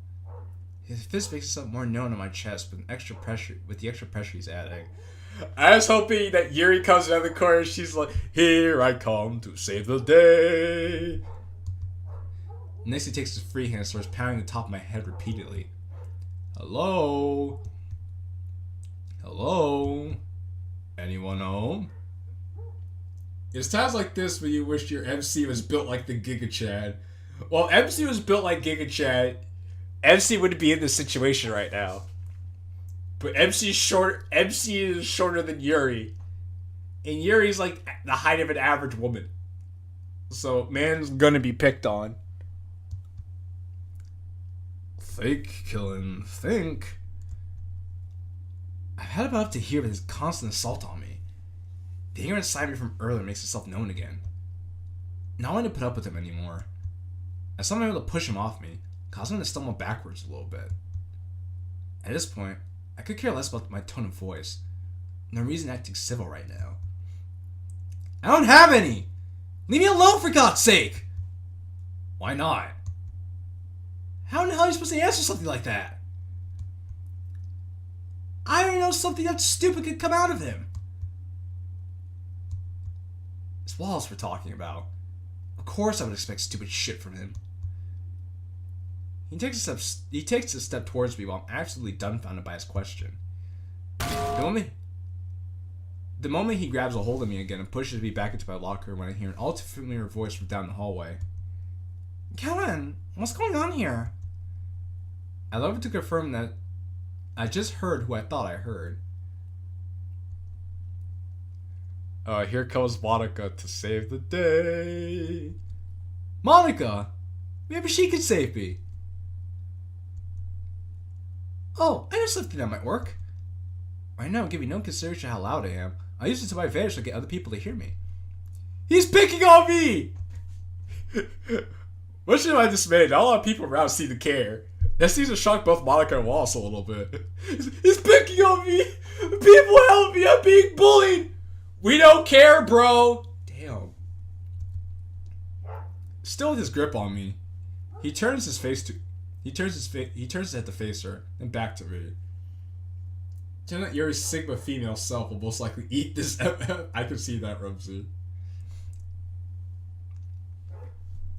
Try as I might to push myself forward to escape all of this. His grip on me is tighter than before. Practically checkmate.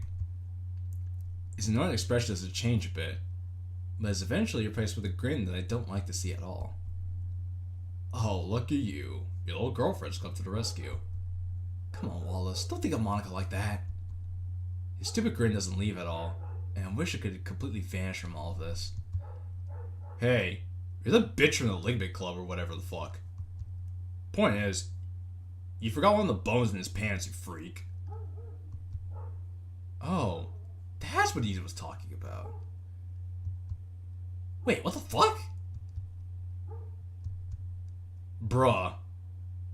Why are you even looking for one? What did you just say? I can't believe Wallace doesn't let go of me yet. You heard me. You're a freak. I heard what you did to my bud Key last year. The hell's wrong with you? Molly takes a step closer to him. Us, I guess. What's wrong with me? The hell's wrong with you? Picking on special need. Walker's like, pick your little retarded kid. What the fuck's wrong with you? Oh, wait, oh, God, I can't say that. I'm uniquely minded student like this. Oh, God, Monica. You suck. Oh, Monica. Just go suck a bag of dicks, Monica. I don't know which Monica's worse. The fucking, the freaking Monica from Fallen Angel or this Monica.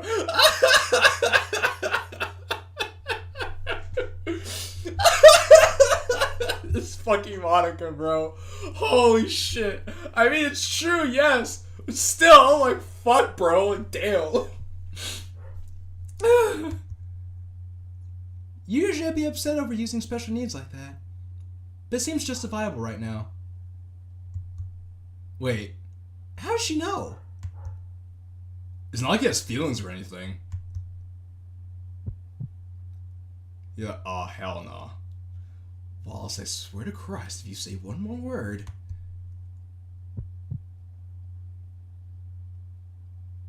Monica! Oh, God. No, I know that voice. What's all this commotion going on here? All three of us look over to Yuri. Oh, for fuck's sake. That's probably the worst time for Yuri to show up. I don't want her to get involved with any of this. Wallace still hasn't let go of me. Oh, look. Tits has arrived. Oh, no. Oh, shit. Oh, shit. Oh, no. Oh, God. Wallace is asking for trouble. Wallace has chosen violence. We got no choice. We gotta deck fucking Wallace, bro. Dude, have the entire club come by and make it a real party. He's like, oh, look. Tits has arrived. Now I have somewhere to hide. Before I even get a chance to figure out how I feel about that statement. Posture, Wallace's posture. I feel myself being moved away from my locker and being pushed with great force. The sudden impact with her sends us both crashing to the ground, causing her to drop her bag in the process. Oh, so Wallace shoved him into Yuri. With both of us on the floor after taking a moment to regain my senses, I quickly back away from Yuri a little bit as I feel like I've already invaded her personal space enough. My focus shifts over to Wallace and Monica. Extra squishy today, huh? No worries, Wallace. Just has the spherical miracle medical condition. Again, spherical miracle. That used to be a t-shirt, bro. You know, in fact, I got a proposition for you. You need to have Team Red Mazda merch.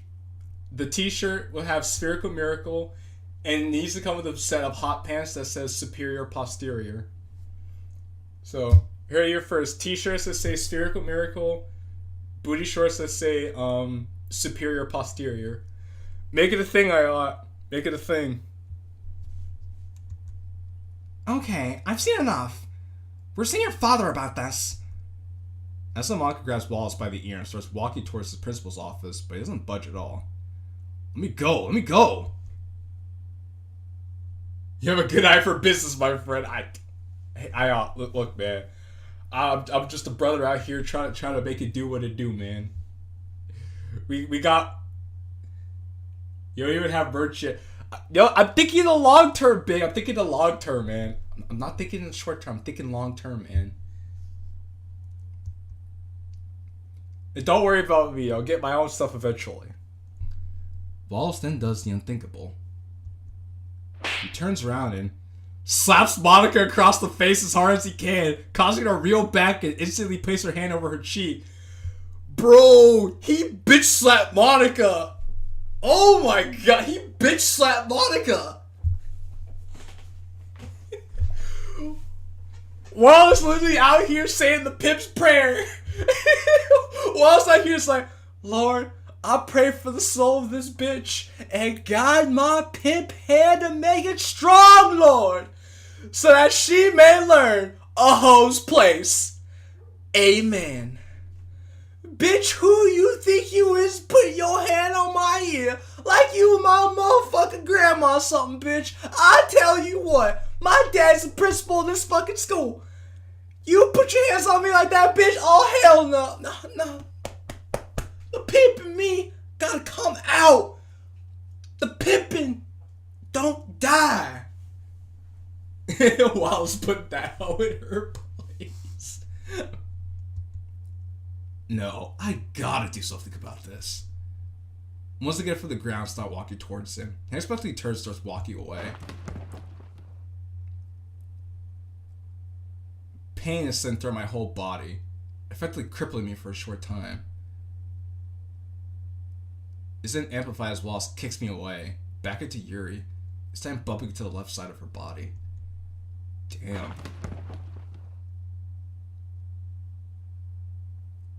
The sound of Yuri gasping in pain over me being pushed into her is something I wish I never had to hear in my life. Wallace at this point should just be a pimp named Slickback. That's right. Keep getting nice and close to tits. Maybe you'll even see the coat hanger marks on her skull. Before I have a chance to process what he just said, Monica walks over to him, seething in rage. A face I never hoped to see again. Oh, I was like, look at Monica's like, yeah. Monica's pissed. Monica's ready for war. She grabs him by the hairs of the back of his head and starts dragging him to the principal's office. Does the school not believe in hall monitors? Nope, it does not. The sound of pain coming from him are a little disturbing, but well deserved. It takes a while for the two of them to leave my sight. Why did I just sit there and what?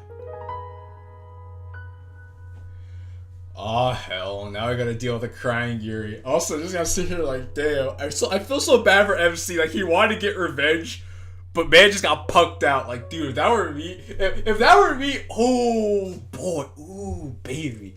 Then again, I'm probably bigger than Wallace, so that Wallace would be picking up in the first place. Oh baby, if that were me, ooh, I would have decked the hell out of Wallace. Ooh, I would have decked the hell out of Wallace. Huh? I look over to Yuri to see her crying fucking fountain of tears. Oh no. She's sitting upright against the wall. Crouched over with her head buried in both her arms. My mind races as I watch helplessly. What do I do? Do I approach her? Give her space, maybe?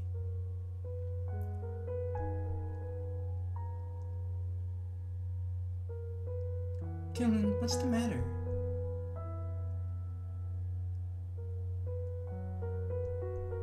Mom! It's time to be a friend. Yuri, are you alright? Clearly not! She's fucking crying! I just want to disappear. Yuri, no. I don't belong here. Sadly inhaling before weeping again, her words pierced my feelings. My face and heart are frowning. Why could I be born someone different? No. Then she wouldn't be the same Yuri that I know and... He's about to say no and love. That I know and... I have to say something.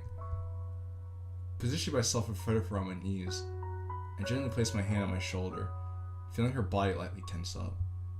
Yuri, please, don't say that. No! She pushes my arm away, which sends me reeling back. It's true. This is the 6th time this year. People have been full of who I am for too long. Why can't it stop? Why can't people just stop? She kept count. Frozen in place of the tone of her voice. Emotions from earlier increased, and my sadness turns to tears at the thought of how much she doesn't deserve this. I don't know how to make anyone happy. She retreats back into her arms and cries softly. Not even myself. Nobody wants me around. This girl's breaking my heart even more. Tears invading my eyes. I can't help but let my emotions take over. I stop thinking altogether, gently taking Yuri's left hand in both of mine, and take it away from her. She doesn't resist. The indescribable feeling of her hand in mine flows through my body. Bringing the knuckles of her hands to rest between my eyes, my tears become a waterfall. TVH Wall's got his shit rocked so hard, I wish he could be in the backgrounds.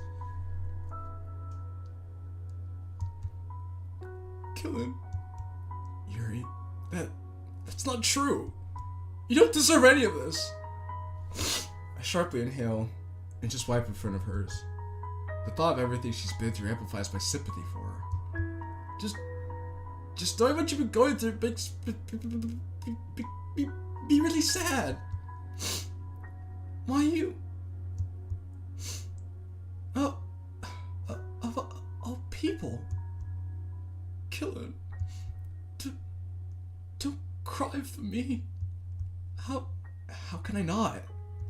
You're my best friend, Yuri. Is it wrong for me to feel like this? Both of us are stunned at my words.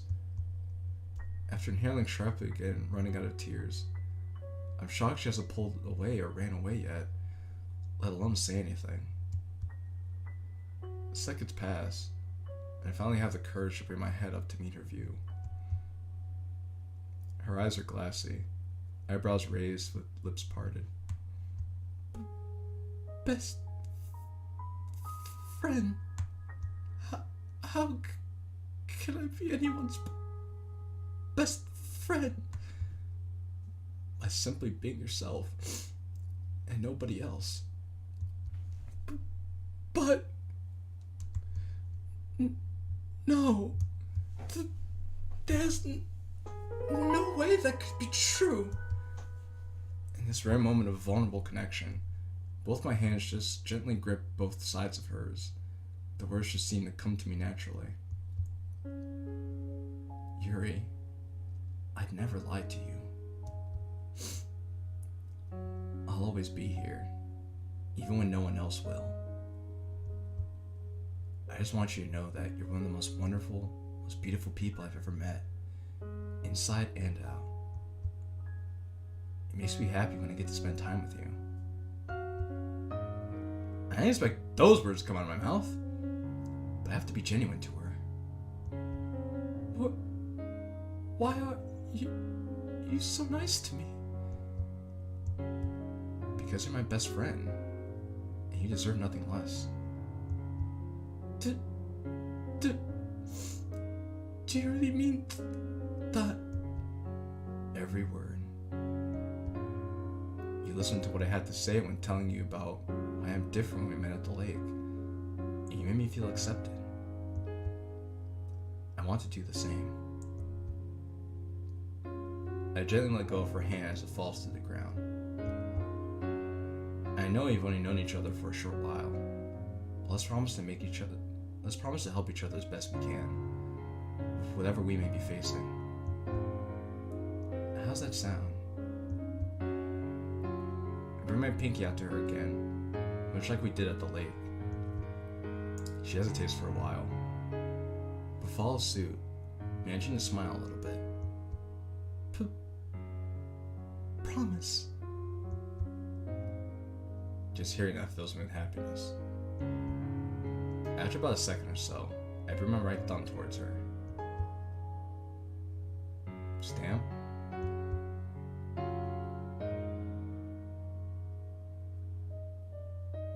Stamped. My smile slowly becomes more genuine at her sense of humor, and I'm finding myself lost in her eyes. After some time, our hands break free from each other for the second time today. There's an awkward silence between the two of us, as I'm still on my knees in front of her. It really feels It feels really weird to transition from an emotional moment to a superficial one. But the day must continue onwards. But does it really have to? Yes, it does. So... Did you still want to go to the classroom today? She doesn't initially respond. She must be deep in thought again. No. We spent too much time out here. The familiar notion of my left hand going into my back of my head plays out. Yeah. Sorry about that. Dude, what do you have to be sorry for? It's not your fault Moss wanted to come around and be a dick. No. It's not your fault. Oh, if only you knew. Anyway. Yuri reaches into her bag and pulls out both sets of chopsticks and a new bento for us. Shall we begin? Oh, well, isn't that lovely? Oh, let's see. Oh, why are you buying Yuri? Lance, I would agree with you. If Baka sees Wallace again, she will deck him. Especially since he pip slapped her across the face. Like, that's just not gonna fly. Yeah. Also, you know what, Big? I didn't want... that was a very impactful scene. I didn't want to break up the immersion of that scene by reading the chat midway through. I feel like that would be rude and take away from what Zara has so carefully crafted for us. Which, by the way, Zara, I will give you credit for this. That was a very emotional scene, music and all. I would say that was... I will say that's probably one of the better emotional scenes I've seen in a mod series to date. So, good job on you. Good job on you, man. I would say you pulled that off well. Leaving my math class and beginning my walk to the club, I can't help but think this has probably been one of the craziest weeks of my entire school career. The rest of lunchtime went surprisingly well, given everything that has transpired, as well as classes afterwards. Wallace chose that Wallace chose that this hallway was going to turn into a WWE Royal Rumble. And before it becomes WrestleMania. Yuri surprises me by bringing in 4 eggs over hard sourdough toast, hash browns, and white rice for us. And I returned the favor with both bottles of tea I bought yesterday. Not gonna lie, I didn't think tea would go well with breakfast food, but I was proven wrong. Another thing that felt nice to both of us was how silent the hallways were during that time. Nobody was around to interfere with us or judge us, but the nice feeling didn't last for long, for me at least. As it started raining outside shortly after lunch and it hasn't let up at all. So that's why I'm hearing rain right now. Zara, I will make good mod, everyone. Jokes about how Monica absolutely killed Wallace.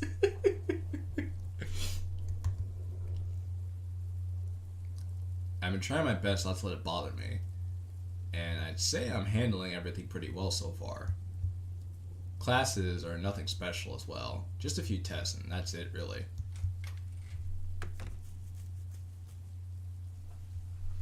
Stepping into the club room shows an almost usual scene. Just like yesterday with the lack of Yuri. I really hope she's alright after everything that's happened. Randy Orton just starts bursting out of the closet, the Jada's closet, starts RKOing people. Well, it's funny you say that. And look at Randy Orton slithering. Watch out, watch out, watch out, watch out! RKO! Here's the cover.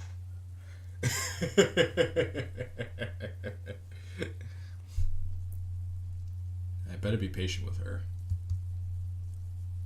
Monica then gets up from her desk and approaches me with a face of concern as I drop my bag in its usual spot by the door. Kylan, how's everything going? The events of today race through my head again, but I have to make them stop if I want to properly respond to her. I'm better now. She just had a small sigh of relief. Gun, I'm sorry I had to go through all that today. That shouldn't happen to anyone. Oh, Monica, I've been going through that for a while. It was just now you just happened to be there to witness it. she shouldn't be the one saying sorry. No, Monica. I'm sorry.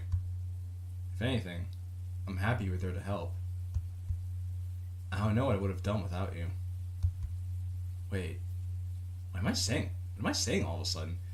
You're giving her thanks for being there to help? Even though she was a bit patronizing, she was at least helpful and cared enough to be there. Getting pip slapped for you.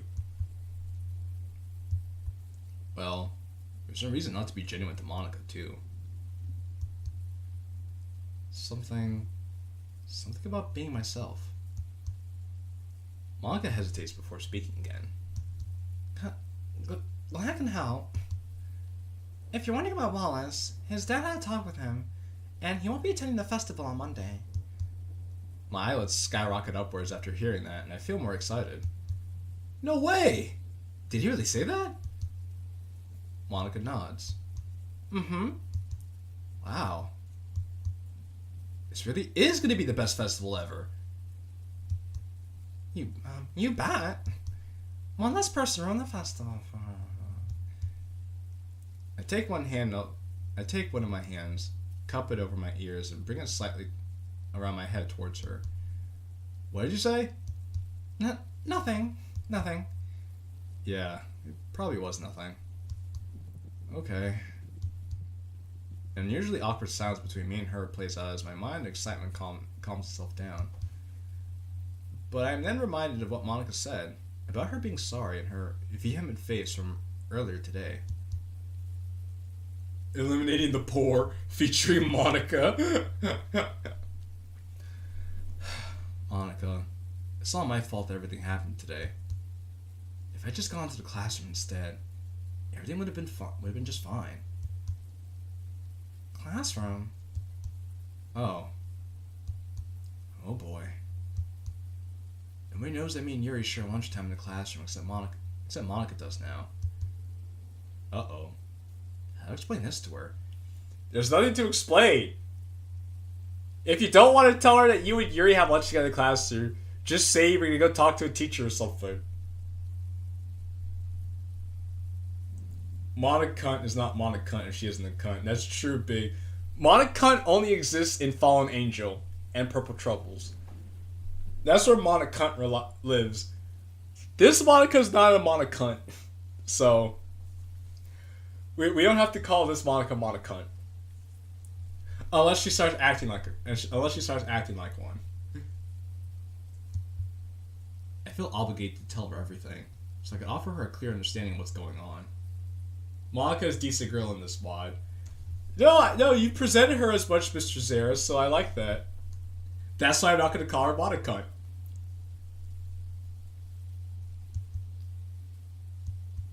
Yeah, I've started spending lunchtime in one of the classrooms with Yuri recently. It's a nice little getaway from everybody, especially people like Wallace. Yuri's eyes light up for whatever reason, and I'm internally questioning why she looks in shock over hearing this, but that shouldn't be too important. Also, I love this expression. Yeah, Mrs. Zara, I love this expression. I don't know who you got to code these expressions, but this is actually, I don't even know where you got these expressions in the first place, but these are really cool. I like how expressive you managed to make them without using NPT, mind you. I feel like I could have prevented all of this. None of this would have happened had I not gone to my locker today. I stand there, barely making eye contact with her, waiting for whatever may come out of her mouth. No. I think I heard enough. With that, I watch her walk back to her desk, now feeling confused.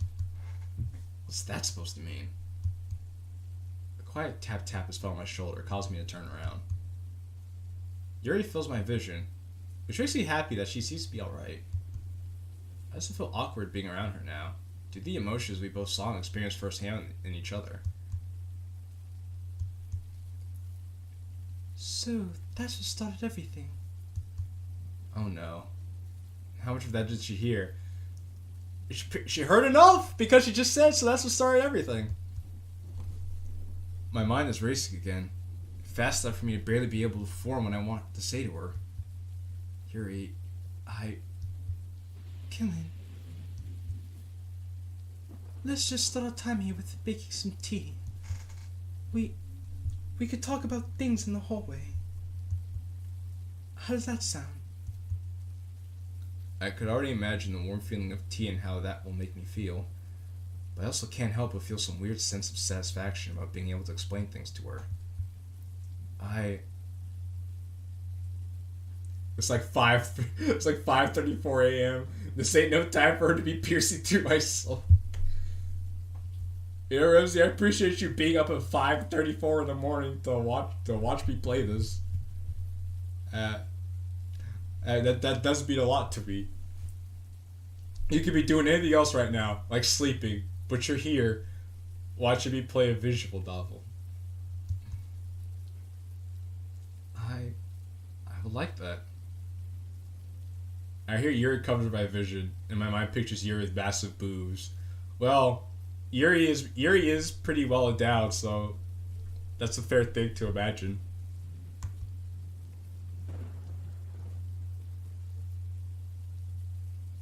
Me too. I'll go grab everything we need.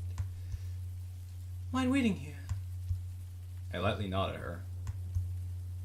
Sure, I can do that. Thank you. Watching Yuri walk towards the closet, I'm looking forward to making tea with her again. It'll help me and her feel better. But the overall mood, atmosphere of everything right now just seems tense. And the rain outside really isn't helping anything. The events of today still haven't completely passed through my feelings, which is bothering me ever so slightly. I'm sure this feeling will go away soon. All I gotta do is talk to Yuri about whatever she wants to talk about, and everything will go well, right? It'll be nice to get some things cleared up. If me and her can think of a way to prevent such things from happening in the future, it'll be an accomplishment for me. Us, I guess. I mean, poster, but don't cancel me. Her returning to where I'm standing breaks me out of my current trance. After surveying her with her teapot, I can only assume that she plugged in the kettle in the wall as well. Shall we get going? Yes, let's. With that, the tea-making duo, that's us by the way, in case I wasn't clear, we're the tea-making duo, her and I, me and her, make our way out of the club room. Holding the door open for Yuri, as I should, because I, as a gentleman, my mama raised me well to be a proper gentleman.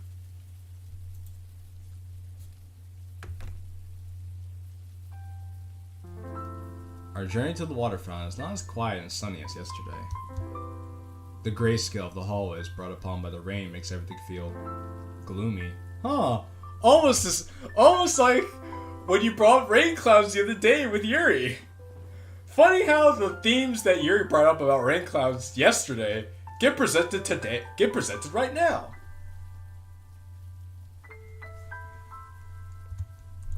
Looking over to Yuri brings me at ease a bit, knowing I have my friend next to me to help me get through this moment of darkness.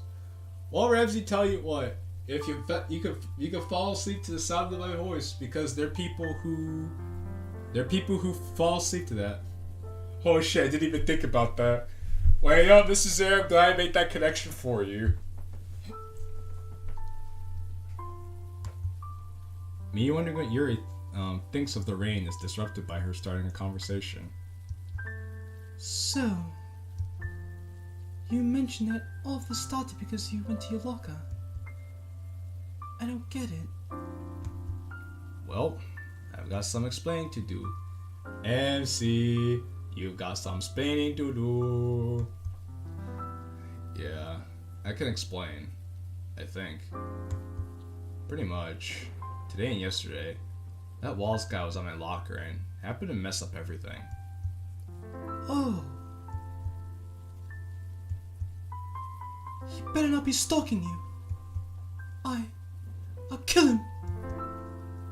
I might just have to do something about that. Oh shit! Oh shit! Oh shit! Hey, yo! For the blow, yeah. What was on her brain? Here's my. His pee must be huge. Hey, yo, big, you better, big, you gotta relax. You gotta relax, big. Also, just seeing like, oh shit. Yuri's like, I might just have to do something about that. You know, remember that Walls guy? You know, I haven't really been seeing, that Walls guy. I haven't really been seeing him around school anymore. And Yuri's just like, yeah, I took care of him for you. Wink, wink. I guess that's the perks of having a yandere as your girlfriend. Anyone fucks with you, she gets rid of him. Her lovable blush has started to creep in, from what I can see. I'd be rather concerned if he was. Yeah, just the thought of that makes me cringe a bit. But Qilin...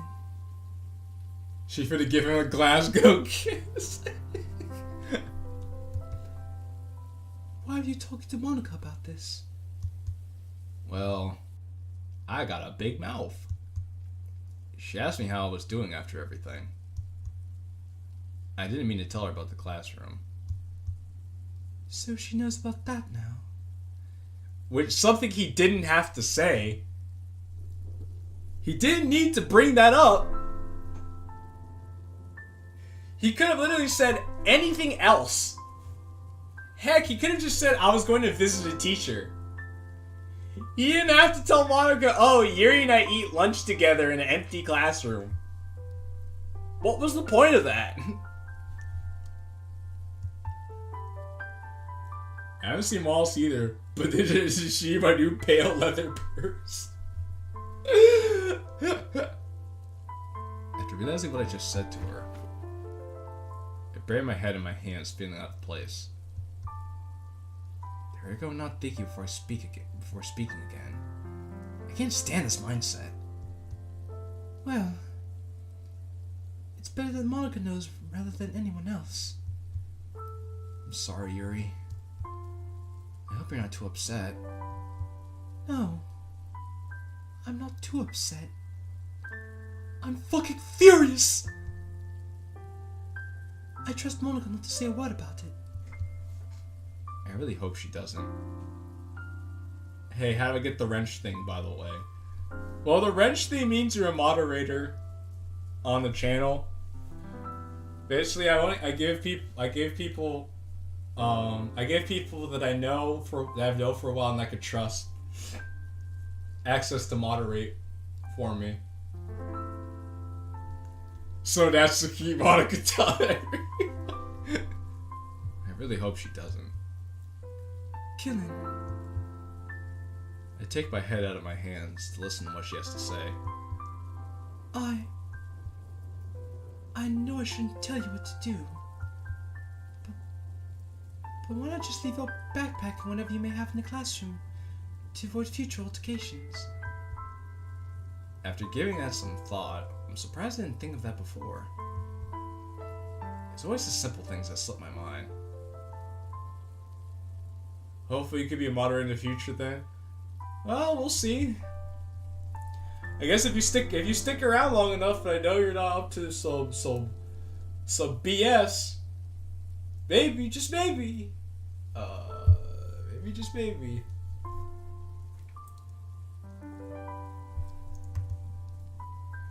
Yuri, that's an amazing idea. I wish I would have thought of that. And it's my class before lunchtime, too. It all works out. I'm glad. A smile makes its way on her face. In response, one shows up on mine, knowing that we have a way to avoid future problems. Me too.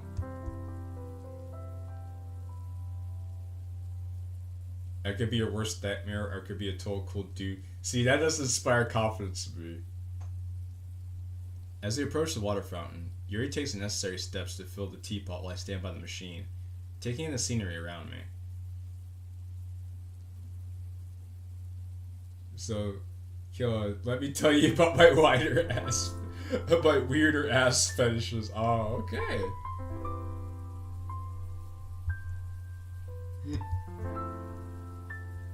I'm then reminded of this exact moment yesterday, when I found the thought of being Yuri's bodyguard humorous. I can't stop myself from giggling at the thought again. Killing, what's so funny about the water fountain? This is the second time now. This is the sixth time this year. I'm frozen in place, physically and mentally, by what just ran through my mind. The weird tingly feeling I felt here yesterday shows up again, but is replaced by a weird feeling I'm not sure how to describe. All I know is that I should probably explain to her what I'm thinking about. Alright, I'll be honest. Yesterday, I don't know why I was thinking about this, but the thought of being your bodyguard came off as silly to me. She pulls the teapot from the fountain, the 3/4 full, and looks at me inquisitively. But... Uh-oh. I hope I didn't break her too bad. Yuri machine broke. How is that silly?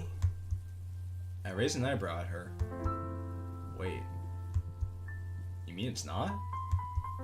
Not at all. Her blush shows up for the 2 squared to the 3 cubed this time that I've seen it.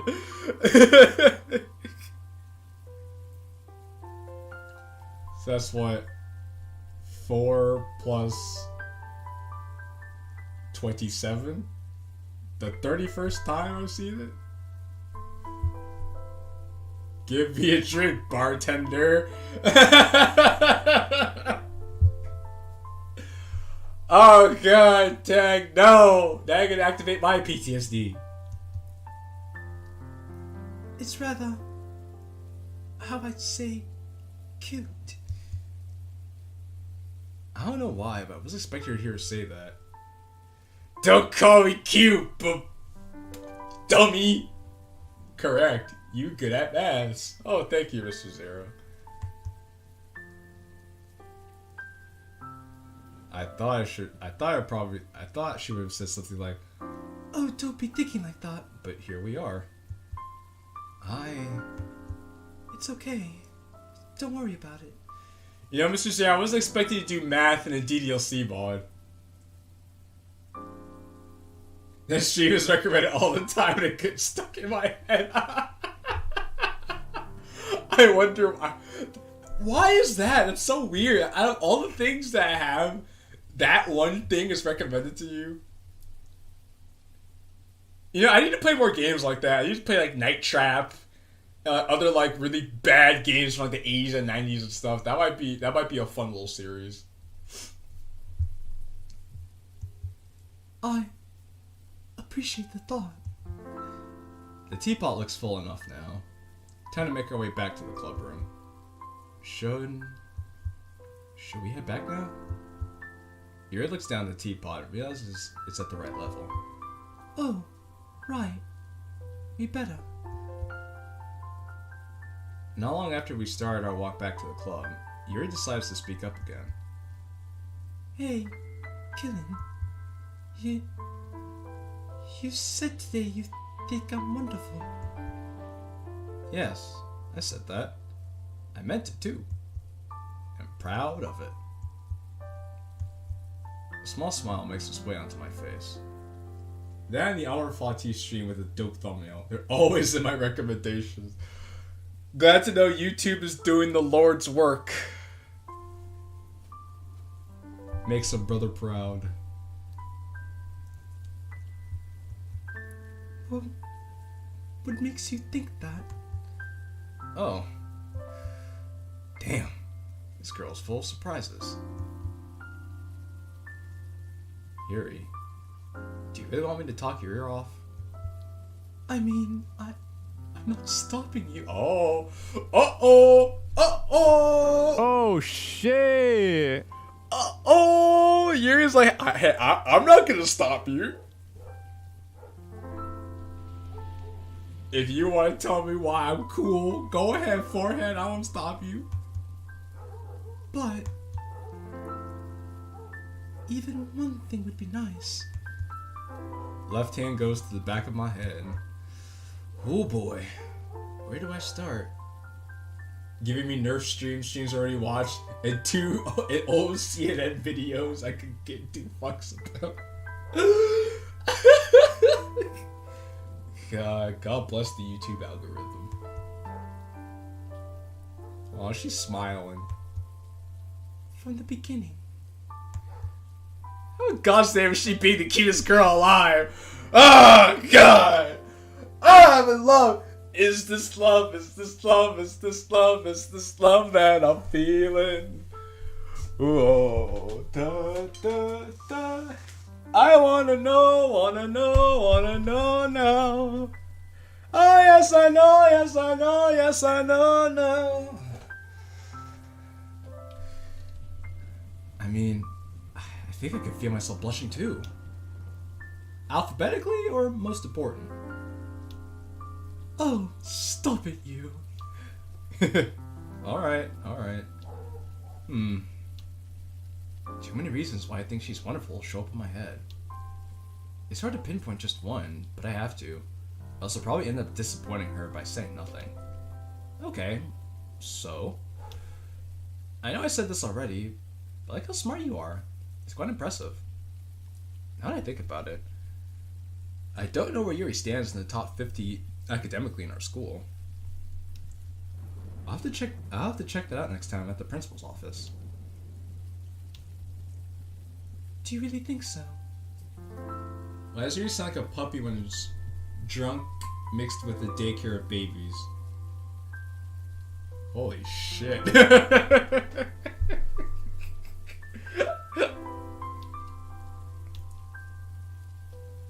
God, now I Bob Marley out my mind. You're welcome, Lance. Of course. Of course. You've been able to answer and properly explain stuff that Monica couldn't. Not to mention, you're fun to listen to, even if you do ramble on about the little things. Oops, I said the last part out loud. You can't be serious. Yuri, I'll never lie to you.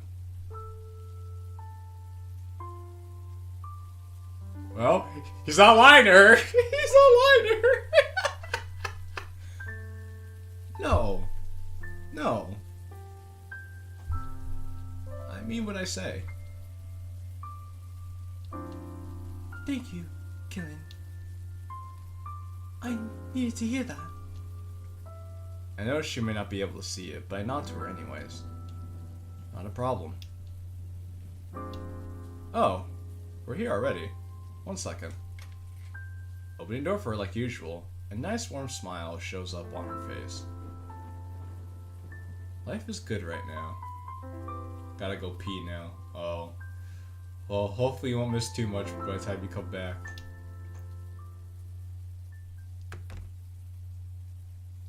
The same procedure as yesterday plays out. Yuri making tea, me sitting back and watching her leisurely prepare everything. Like the good hostess she is. Helping her out by passing cups to Monica and Sayori, and eventually returning to the kettle for both mine and Yuri's cup of tea. Where's Natsuki in all of this? Don't know! I guess Natsuki just does exist for this part of the story. Why? Because, I don't know. Kilin, there's another thing. Oh? Well, you and I planned on reading more of your book today, correct? Yeah, that sounds like a good idea. We're at a pretty good part in the story right now. Oh, hell. Oh, are we gonna get more Yuri in the, Are we gonna get more of Yuri in her get up? That would be pretty lit.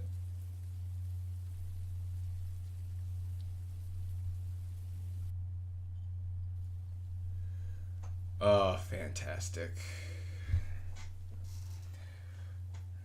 Alright, everybody, give me a moment. My freaking earbuds died.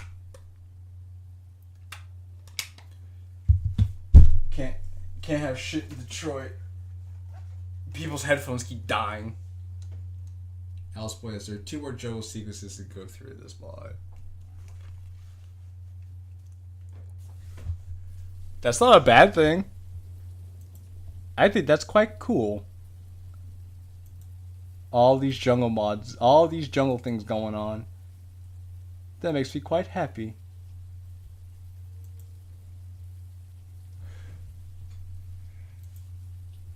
Should I bring everything over to your desk? Maybe you should do Mario 3D World with Finn and Dash. That would be fun. The problem is that we would need a way to make that we would need a way to make that happen. I don't know. Also, why Finn and Dash in particular big? I'm just curious. No. Does she have something different in mind? Oh no. Does she not want to read? I was wondering if we could sit on the floor and read today. Oh. That's not that bad. I'm not opposed to that. Okay. Thank you. I usually don't mind reading at my desk, but this will be a little bit easier on my back. I know, that's the only people that I know that you know. I mean, I know a lot of other people, but that's fair. I mean, that's alright, that's fair. Femboy energy and bun lover, oh my. Hey, Lance. Lance, I gotta do Dash like that. It gets old, having to bend over my desk to read. Ouch. I can imagine so. Back pain, I'm assuming? Yes. It can become too much at times. But definitely bring Dash. I see. So big. I see you have a thing for Dash. I see you have a thing for Dash, huh? I'm here for a long time. I just don't know what to say. Oh, hello, Sasayaki-ku. I see you descended from the clouds. You cannot not act. Oh my god. It's okay, Sasayaki-ku. You don't have to say anything, by the way. Dash owns his channel. Okay, alright. Slow your roll there, cowboy. Slow your roll. Slow your roll there, cowboy. Chill. I need you to chill the hell out there for a second. Slow your roll. Dash is a good co-host and friend of mine. He's not on this channel.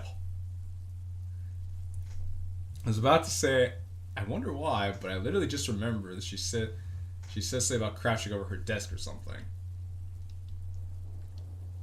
That could be bad. That could be bad to her spine after a while. Hey, no need to worry. We could read somewhere different if it makes you feel better. But where are we gonna sit? Yuri then points to a blank spot in the wall to the right of the closet, as if she had planned this out beforehand. Uh-oh. That's close to Neski's private property area. Do we want to risk it? I think everything will be okay, as long as it's both me and Yuri. Me and Yuri. Alright, let's get going. Yuri nods and takes her teacup over to the wall, humming to herself during her travels. Make yourself comfortable on the floor. I happily follow suit, but place my teacup right next to hers. Too bad Dash is the god.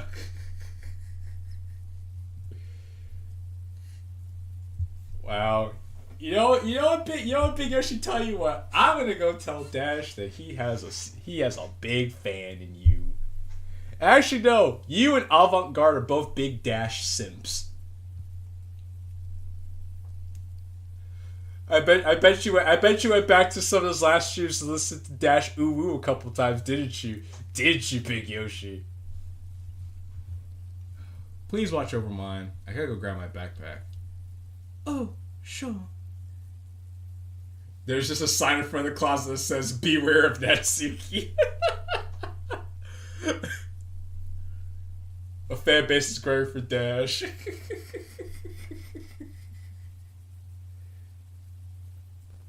Okay, well, Chaos, you can pass along my message to the Dashuki simp over there. Better yet, beware the pink gremlin. Good thing I'm not a simp. Good for you, Chaos. Because simping ain't easy. Grabbing my backpack doesn't take long at all. It's about 9 feet away from us. Oh, is this CG again? Once I return to where Yuri is, I take a seat to her left, the same way she's sitting, and pull out my book from my backpack. Well, I'm a Sim Super Minecraft player. Oh, I'm a SIMP Super Intense Minecraft. Yeah, you know what? I like that. Your teacup. Oh, thanks. Carefully grabbing mine from her and setting it down on my left, I take out my book and assemble our usual reading style, staring blankly at the pages. Sitting down like this while being this close to Yuri feels rather nice, not gonna lie. My arm, and pretty much my whole side of my body, is up against hers, keeping my free hand to myself, of course. Beware pink baka. Dorian Lance, we're gonna make BAB happen. I'm gonna get you those lyrics soon. However, it feels weird this time, taking control of the left side. What happened to Baka at the very end of Natsuki said this? Have you seen Natsuki at all for like the past half hour?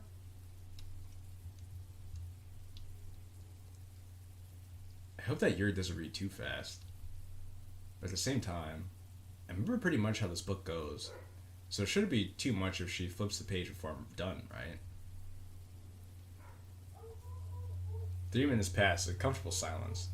Half of our tea is gone, and I find myself somewhat engaged in the story. Until Yuri decides to speak up again and look over to me. Hey, Killing. Kill is a Bacher. Okay, moderators, timeout chaos controls. Put chaos control on timeout. Don't actually put him on timeout. We'll put him on timeout.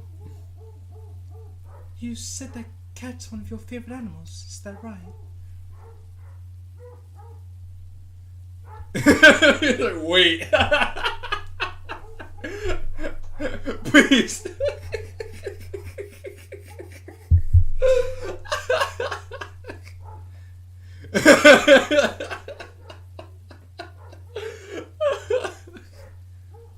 Yeah, that sounds about right. Why this all of a sudden? Well, as inane as this might sound, I, myself, am rather fond of elephants. My eyelids shoot upwards at that statement. Whoa, for real? Mm-hmm. They're so innocuous in nature, and they're also highly intelligent, emotionally and socially.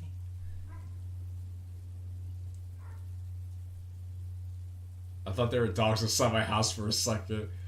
No, those are my dogs, which I'll have to go bring inside soon because it is quite late where I am. Did you know that elephants see us humans the way that we see a kitten or a puppy? Yeah, I remember there was like a Facebook article or something about that. I don't know how true a statement that is, but for some reason that is a somewhat believable thing. I think that's quite lovable. Again, this girl is full of surprises, and I like it. That is pretty cute, now that you mention it. But not as cute as you are.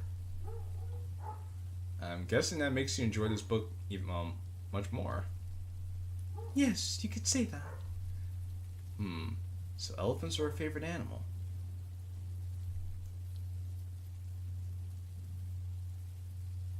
Apparently has truth to it.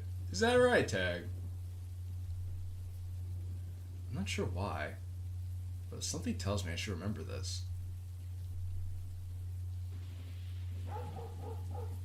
After another minute or two passes, I still can't help but wonder what's going on in Yuri's mind. I still can't help but wonder what's going on in Yuri's mind as our journey with Ellie continues. Well, we're gonna find out what's in Yuri's mind! Inside Yuri's mind's eye again.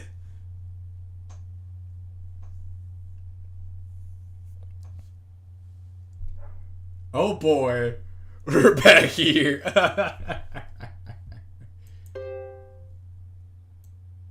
Also, there's just no music here. I just want to make sure I wasn't going crazy.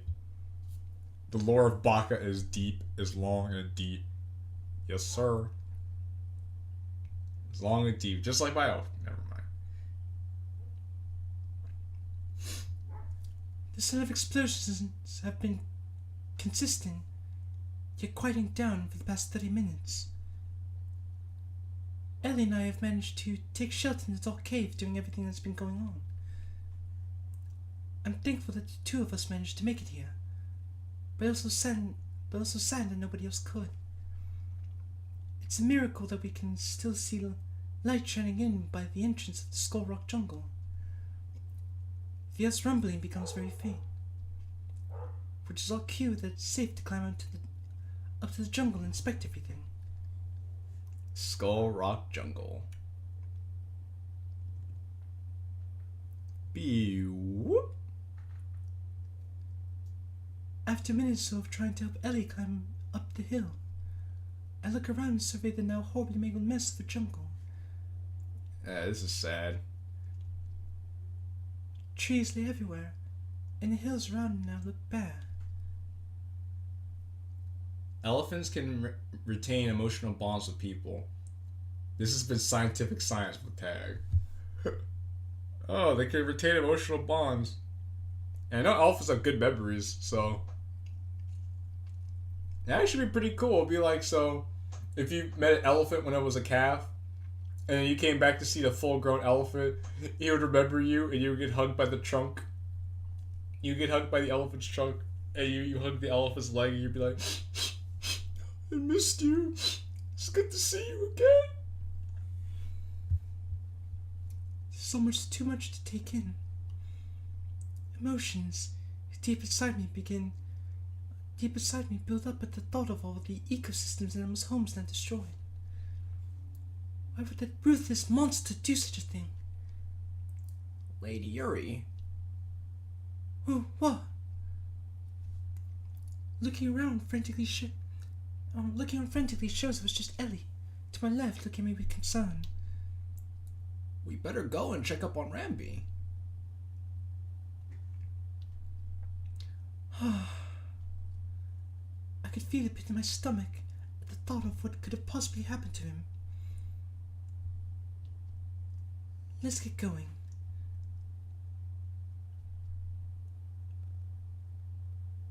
Hi, I'd like you to meet my elephant. Climbing over the fallen trees and nearly tripping over vines lengthen the time it takes to get to the entrance of the West River Plains. As I'm getting close to the entrance to the plains, looking to my right shows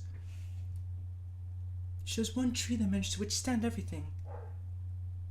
The lychee fruit tree. Oh, okay, so I wonder if what's his face?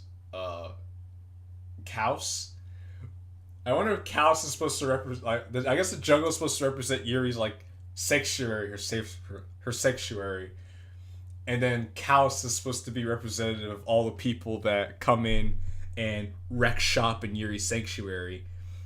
In this case, we saw Wallace play the role of Kaus, coming in, wrecking in Yuri's sanctuary. But then the red lychee tree that is the autistic MC is the last bastion of goodness that Yuri can recognize as her sanctuary as everything comes crashing around her. Gosh. Symbolism.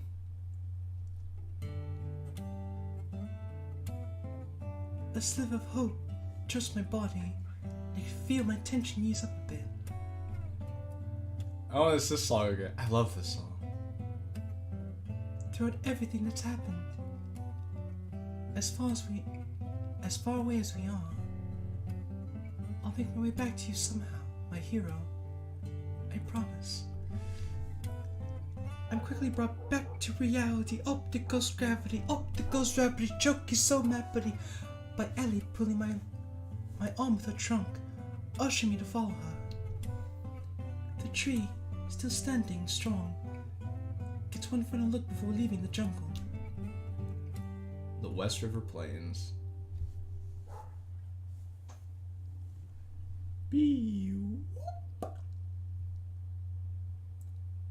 The muddy terrain of this area doesn't make traversing any easier.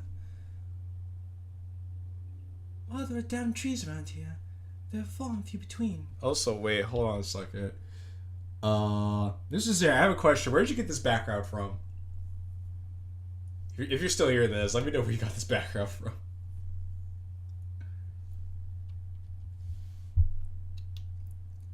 As this area was an open grassland with a chasm that divides the east and west plains.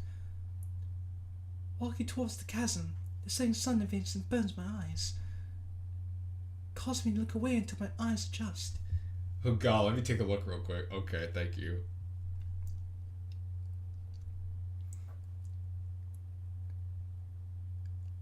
Some time passes, and Ellie appears to have made her way towards the chasm, spending time with another being that looks just like her.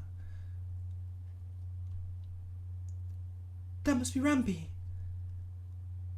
Hastily stopping through the mud to meet up with the two of them confirms the fear I had back in the jungle. Oh. Kimagure after. Okay. The reason I asked is because I believe I've seen this background before because I recognize the bridge. But, okay.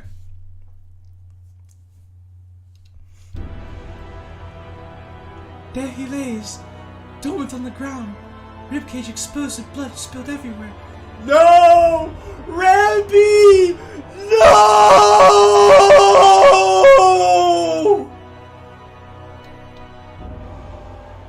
I really wish I hadn't caught a glimpse of his exposed, slowly beating heart.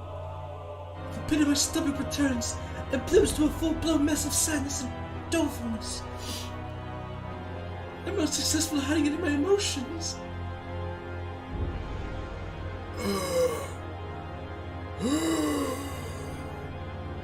Lady Yuri, you alright? Ellie slowly lowers her head to him. Yeah, Rambi.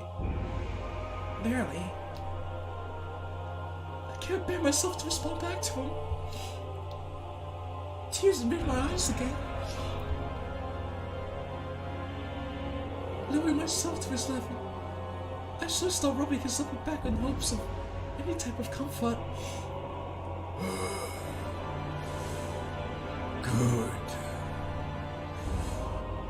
Lady Yuri, please stop cows before the whole island is destroyed. I can't do it on my own.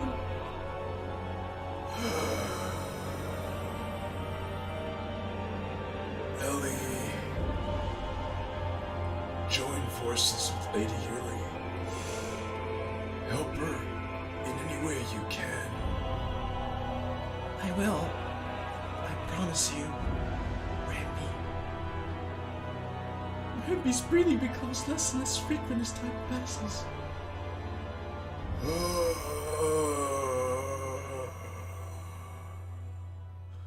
You can do it. Lady Yuri, I have that much faith in you. Life is long when you live it, but oh so short when you look back.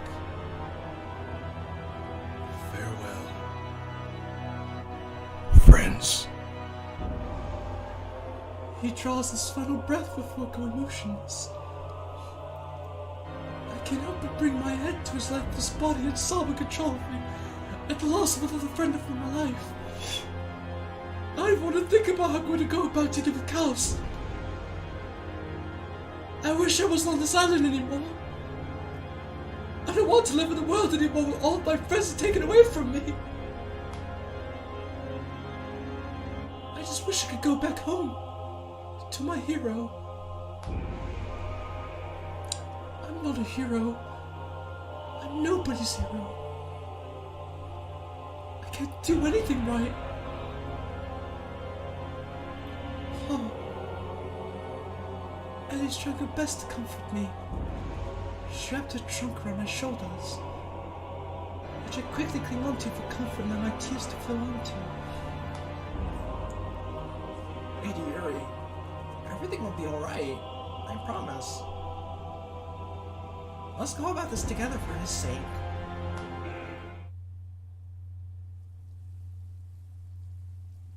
Brought back to reality with Yuri's voice. Being brought back to reality once again, I look over to see JQilin, who has his eyes barely open, repeatedly hitting the back of his head against the wall. Why is he doing that? Does he do this often? Is something wrong with him? Wow, Yuri. It's time to be a friend. Grabbing his shoulder closest to me, I try shaking him out of whatever he may be going through in his head right now. JQilin, what's going on? That seems to do the trick. He's now aware of what's going on around him, looking around the room. Huh? Oh, right. Sorry about that.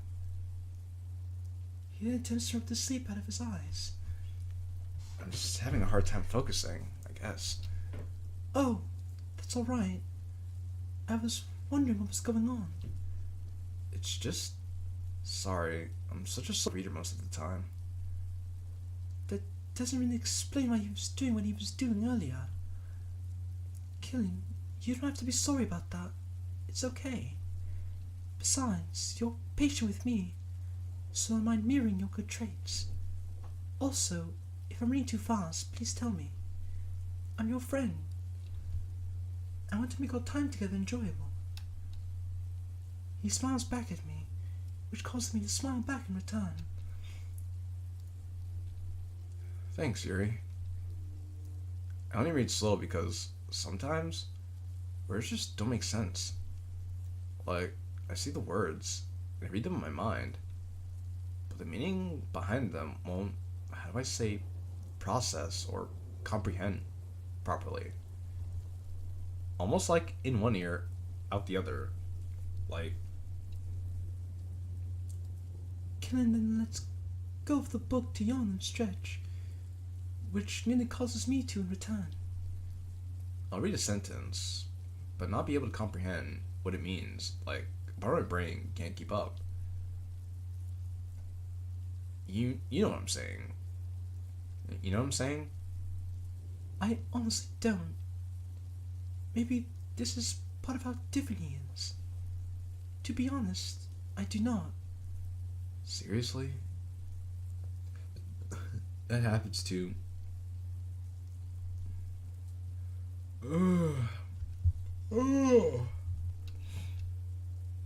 Nobody else? Sorry, JQilin. I can't relate. Oh. He then proceeds to bury both of his hands in his face and bring the back of his head to the wall again. I'm sorry. I don't think I want to read any more. There. We don't have to read if you don't want to. You can relax for a bit if you'd like.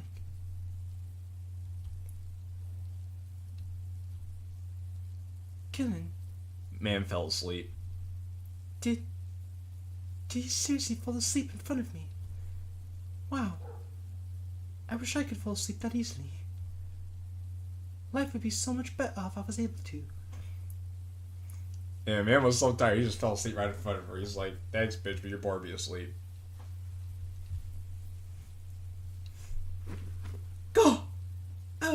Not that arm. I just cut it earlier. I expected to lay his head down on my shoulder.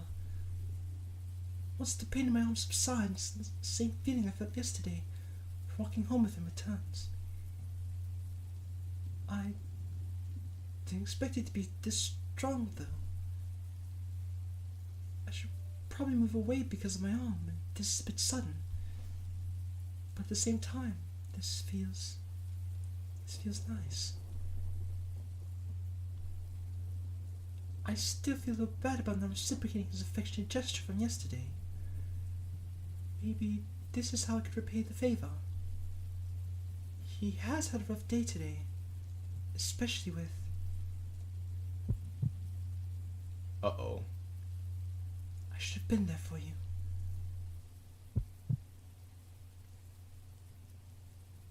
I should have protected you from that monster that walks among us. Hey, yo, Among Us? Wallace is looking rather sus. I'm helping him feel better after today. Aren't I? This is what friends do, right? I am his friend after all. An idea comes to my mind that makes me do some serious thinking. Looking around the room shows Netsuke at a usual spot in the closet. I can't quite see what Sarah and Monica are doing, but it doesn't matter. They're not important right now. Looking over the... Now my voice is dying. Looking over the killing, his breathing is becoming rather soft. It's honestly quite pleasant. He looks so peaceful. You know what? I've only got one life on this earth. I'm not going to miss out on this.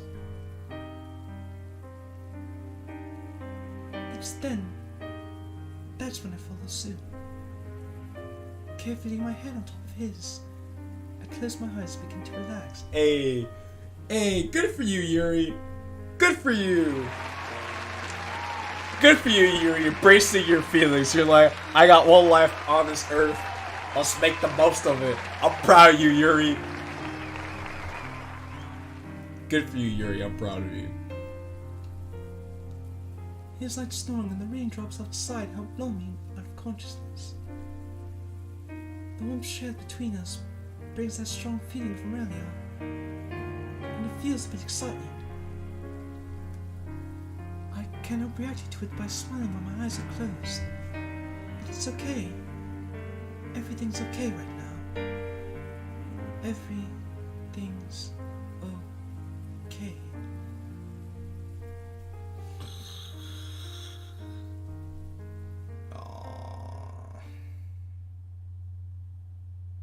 Oh, this is Monica's point of view. 10 minutes later. About a minute ago, Sarah stopped by my desk asking for advice on the poem she's writing for the festival. Gah! Why does writing have to be so hard? Oh, believe me, it's not easy. But props to you for trying to make this work. Now, let's see. Something I recently learned in one of my elective classes pops into my mind. Sayori. Yeah, Monica? You know, not all rhyming words have to have the same exact consonant or vowels at the end. A line of one of my favorite songs helps rhyme life with tonight. What? Here I am. Life is ready to begin tonight. What? But how? Wow. Think about how they sound. They both have an I sound. I sound to them. Try to sing a song and I think you'll see what I mean. Tonight, life. Life. Tonight.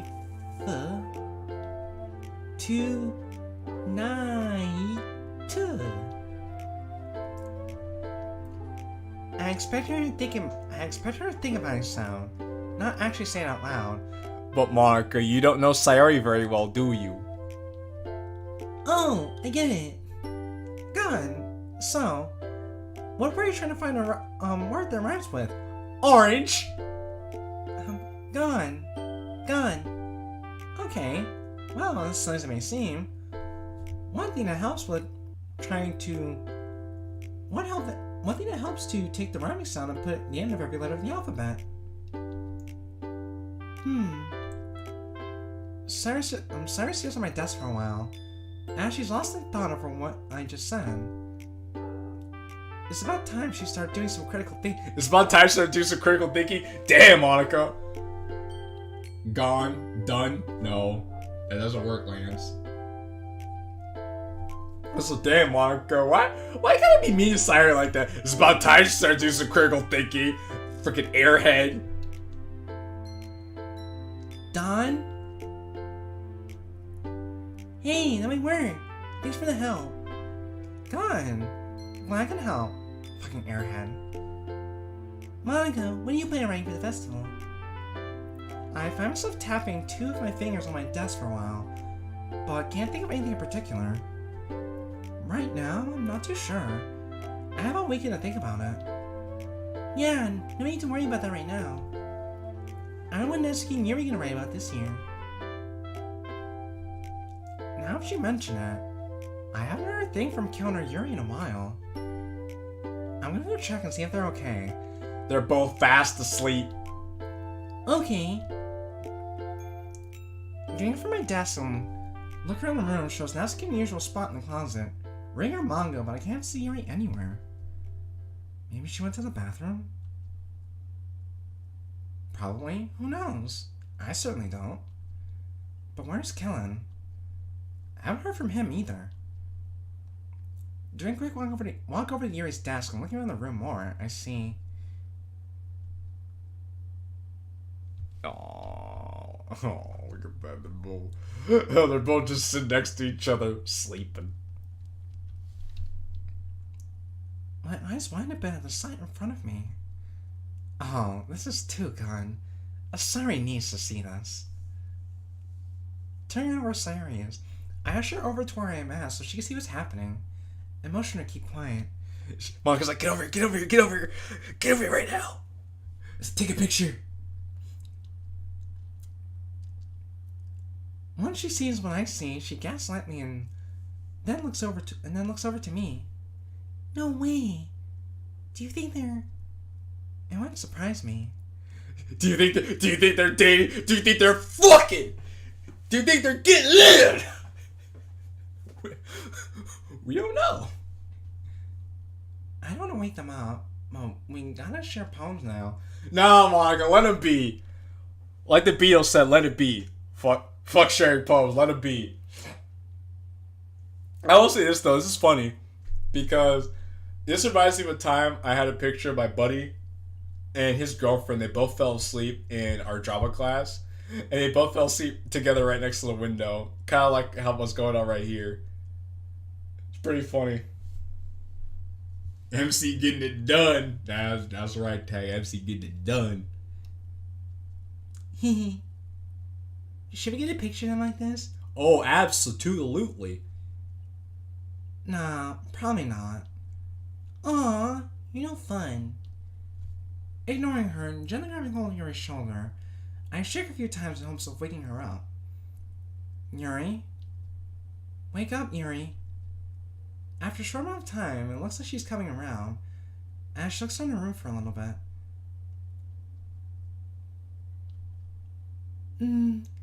Huh.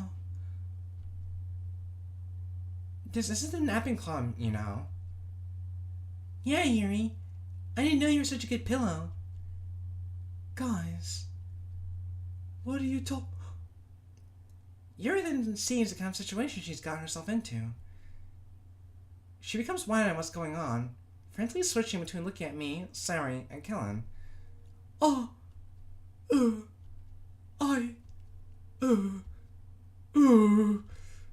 Hey, calm down, Yuri. We won't judge. This... I promise you. Let's wake Kilin up. It's pump sharing time. Yuri breathes a sigh of relief, then turns her head to Killin, who is still asleep on her shoulder, and shakes him a few times. Killin? Hey, wake up! Killin manages to get up from Yuri's shoulder, but doesn't move very far from her. 5 more minutes.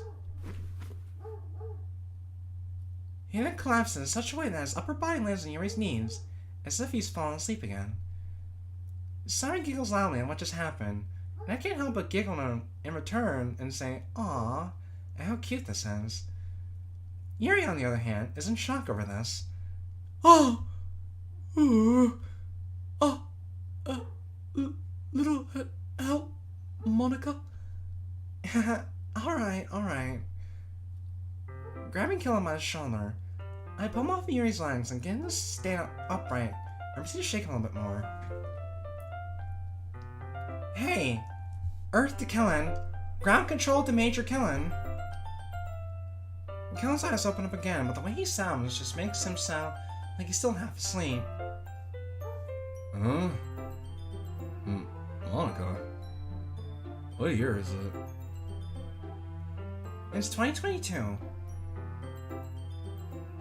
Sorry, grab my water bottle. You got it. Once Sari leaves, Yuri stands up from where she was sitting on the ground, with a face showing concern. Nasty and the pops up seeming out of nowhere. Monica, what are you planning on doing? Yeah, what's going on? Oh, nothing too drastic. It's not gonna splash water in his face or anything. Haha, I'd pay to see that. Yeah, of course he would, fucking bitch! Fucking bitch-ass baka. Natsuki! Diverting my attention to Killin's show, shows he's still practically in dreamland. Killin, we're gonna give you some water to help you wake up, okay? Killin barely manages to speak audibly to me. Tomorrow's Christmas Eve. Somehow I'm not surprised. While I'm enjoying this moment, it feels like it's taking forever, I hear Yuri giggle at what Killin said. No surprise she would think that's cute. Not long after Siren turns on my water bottle and hands it over to me, I then give it to Killin and let go of him in return. I then proceed to dunk water all over his head. And sure enough, when he goes to take a drink, he's getting water all over his face, and his uniform, and the floor. Whoa! Oh jeez, I'm awake! Ignoring Nesky laughing out loud at his mishap, I'm somehow relieved, but can't help giggling at myself again.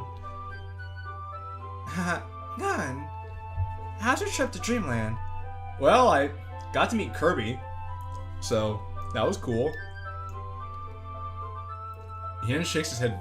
He then shakes his head vigorously in an attempt to get all the water off him. Like a dog. Rather boring, not gonna lie.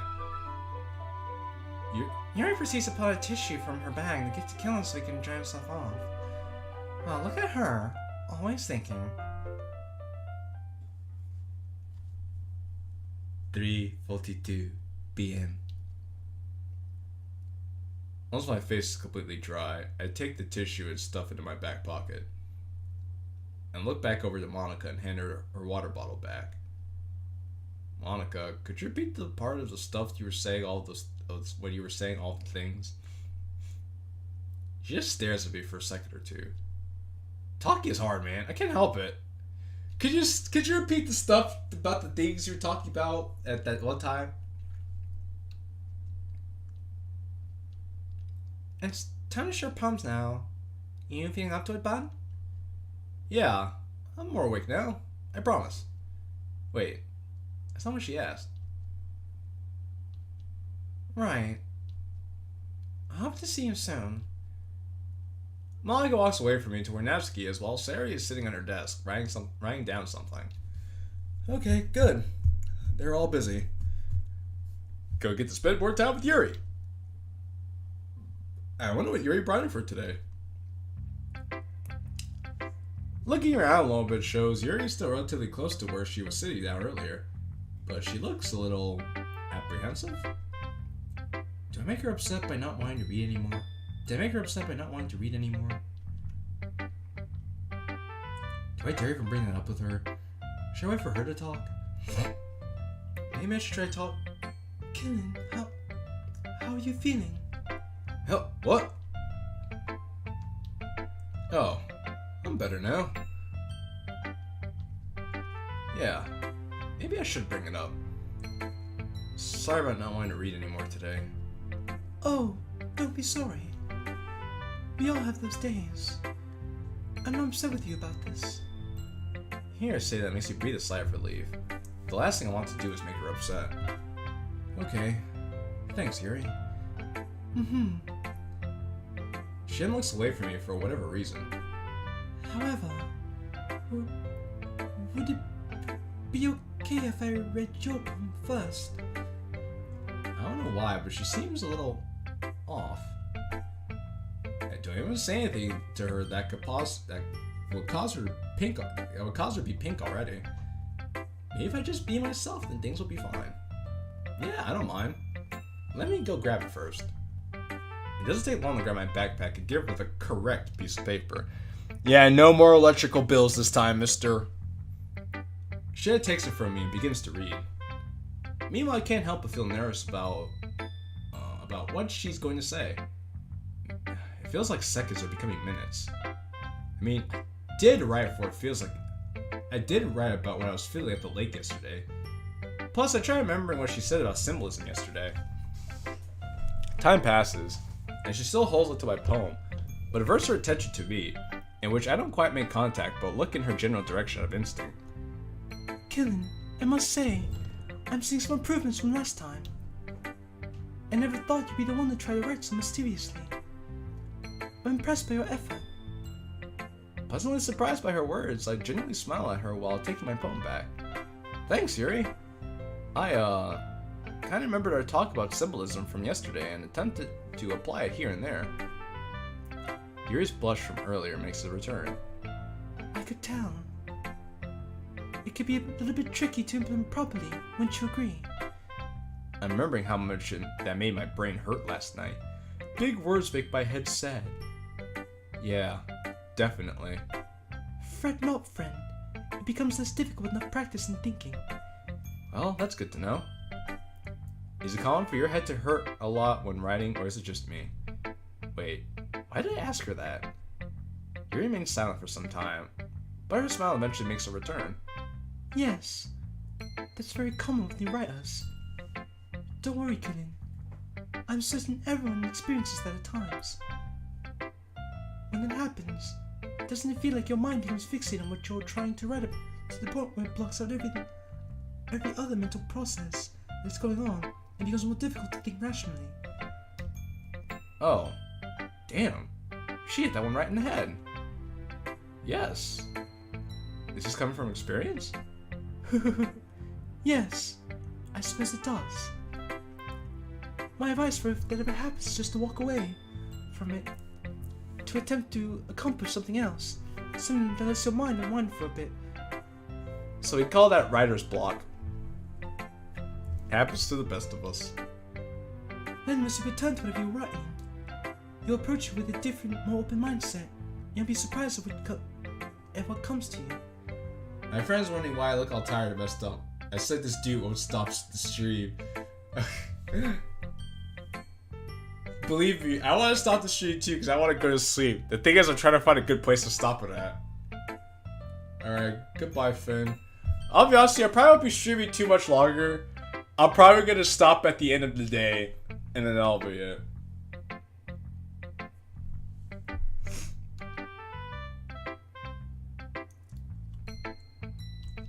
Oh, there I go rambling again. Yuri, has anyone ever told you give the best advice? I can't but feel nervous after saying that, but also blushing a bit. My blush goes away the moment I see her shocked face. Oh, do you really mean that? Be genuine with her. Of course. Of course. I'm gonna have to remember that next time my mind is mean to me like that.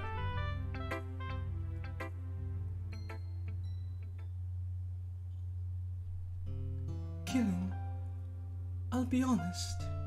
I've always been too nervous to share any kind of advice with anyone.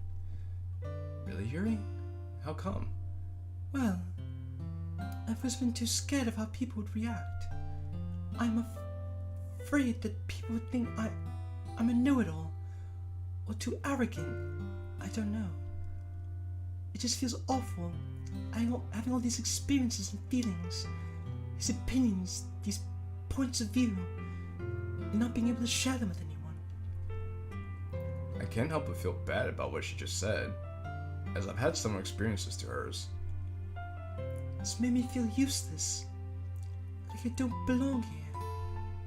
This feeling of not being able to help anyone, it's one of the worst evils I've ever experienced. However, My anticipation at what she has to say next rises from just that one word alone. hearing you say that I'll talk yesterday helped you out. It just, well, it's something I'm not very used to, but it makes me feel really happy.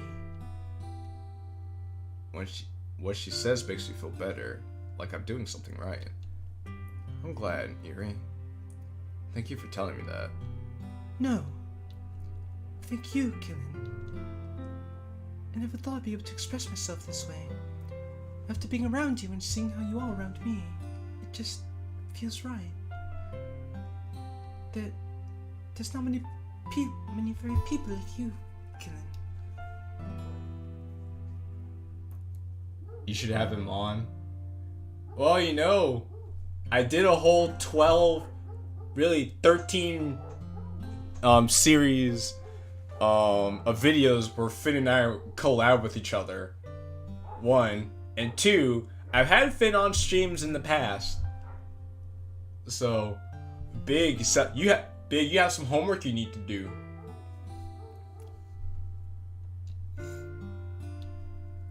Nobody deserves it, especially you. Remember what I said about the other day? Remember what I said the other day about the golden rule? From the sound of it, her breathing has become a little more intense. But I'd have to look at her pretty hard to confirm that, and that would be weird. I probably should continue to be patient with her. Give her time to think freely. I like when I'm in the chat, Baka. That's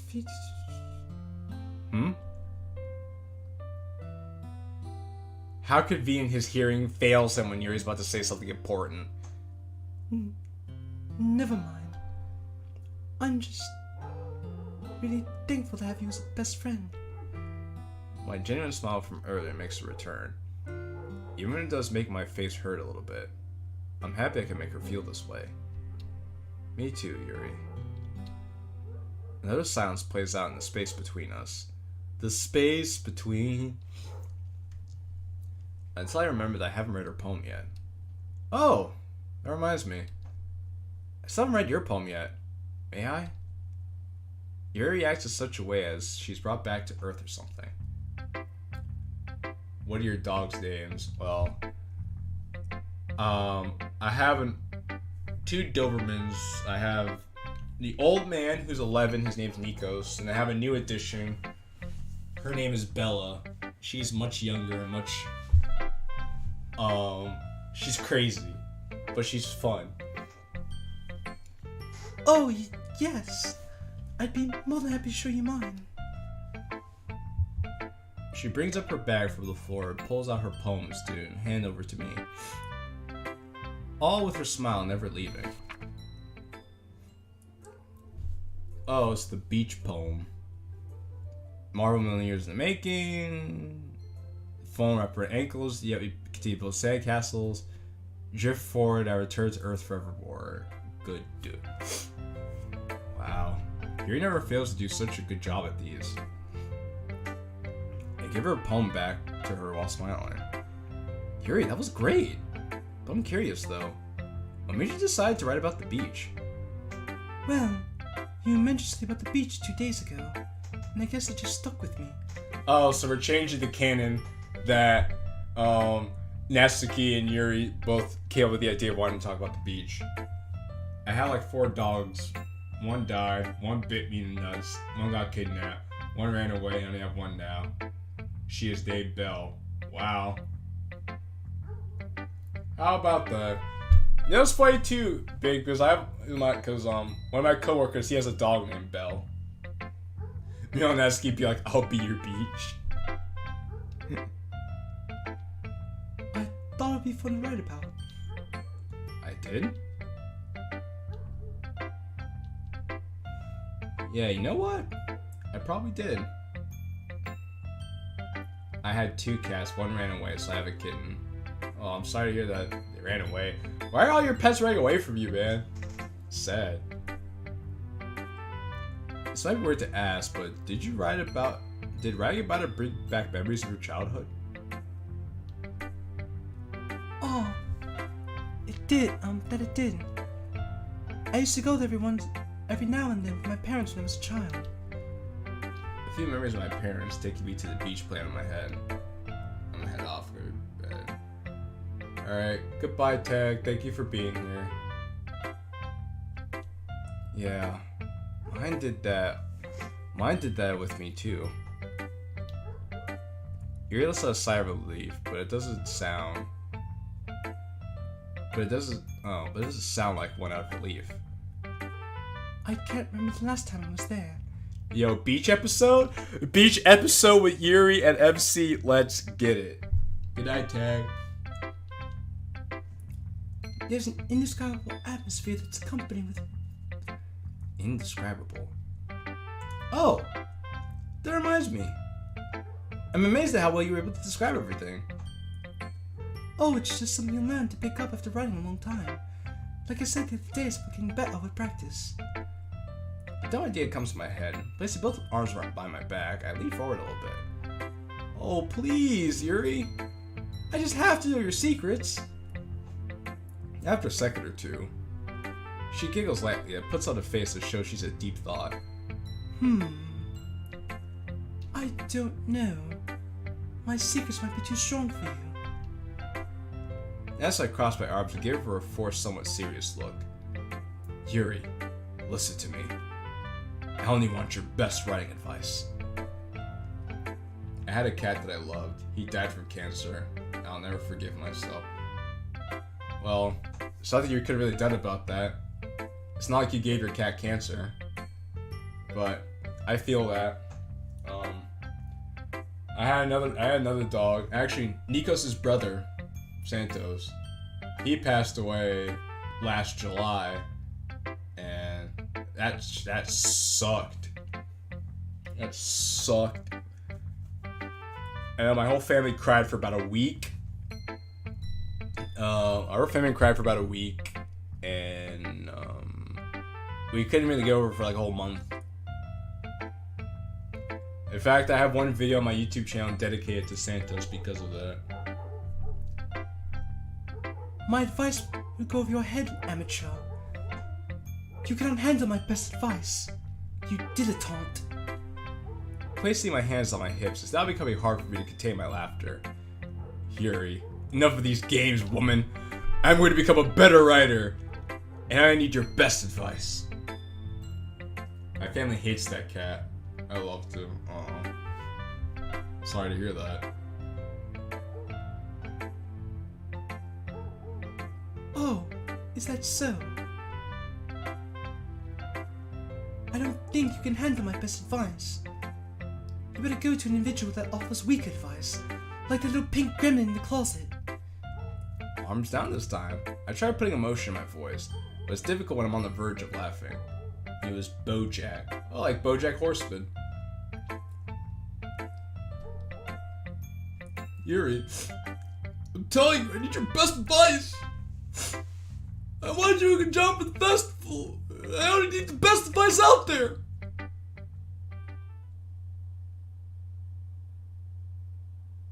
You can't handle my best advice. No one can. My advice is fit for a beast, let alone a man. Well, Yuri, I know, I am a beast. Especially in the bedroom.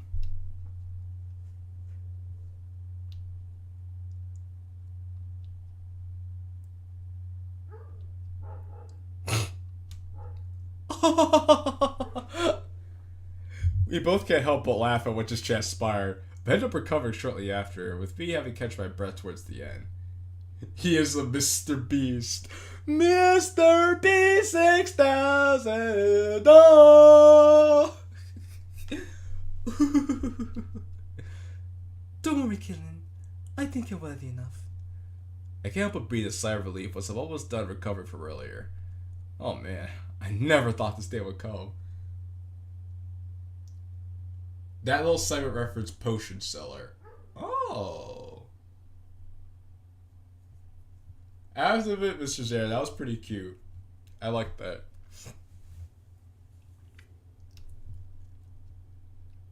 I crossed my arms at her, this time with a smile on my face, and intently listened to what she has to say. Okay, so... if there's one thing to remember, to help with you being more descriptive, it's not only write down what you feel, but also what you see and hear. It's the little things like those that can really make a difference. So I mean Mr. Zara and I think. That's fine. What you see and hear. I like that. I'm gonna have to remember that. Shang brings her poem up to where me and her can see it. Take this line for example. Under a clear blue sky, an expanse of bliss. What did that make you think of? Made me think of waves crashing under a sunny blue sky. That's right. Now let's take a look at the next line. Yeah, we don't need the others, eh, Mr. Zara? But beneath grey rolling clouds, an endless enigma. Yeah, everything became more overcast, changing the mood. You see, it's the little things that help paint the picture, as you would say. My smile and blush grows just from hearing her use my words to prove her point. It feels like I'm doing something right. I suppose. Hey. Oh, are you two available for communication? Alright, well, tell you what. It's about we go for about 3.5 hours. I'll end the stream here, actually. It's fair. I think we've been going out for long enough, so. No, okay, look. I need to go to bed. Mr. Zara needs to go to bed. You'll be fine, Big. There'll be more content coming around. There's a new video that's gonna be uploaded, well, today. But don't worry about a thing. It's okay. It's alright. So. Alright, well. Yes, he just pulled up, fingers crossed if Dash could show up. Right here for this stream and be like, hey yo Dash, I got a job for you. But anyway guys, I appreciate you being here. I appreciate you being here with your boy, having a good time. I don't say it's been real. It's been fun. It's your boy JQilin. I want to say peace to the Middle East. This rather than film GTA San Andreas. Oh, okay. That's pretty cool. Thank you for that, Mr. Zara.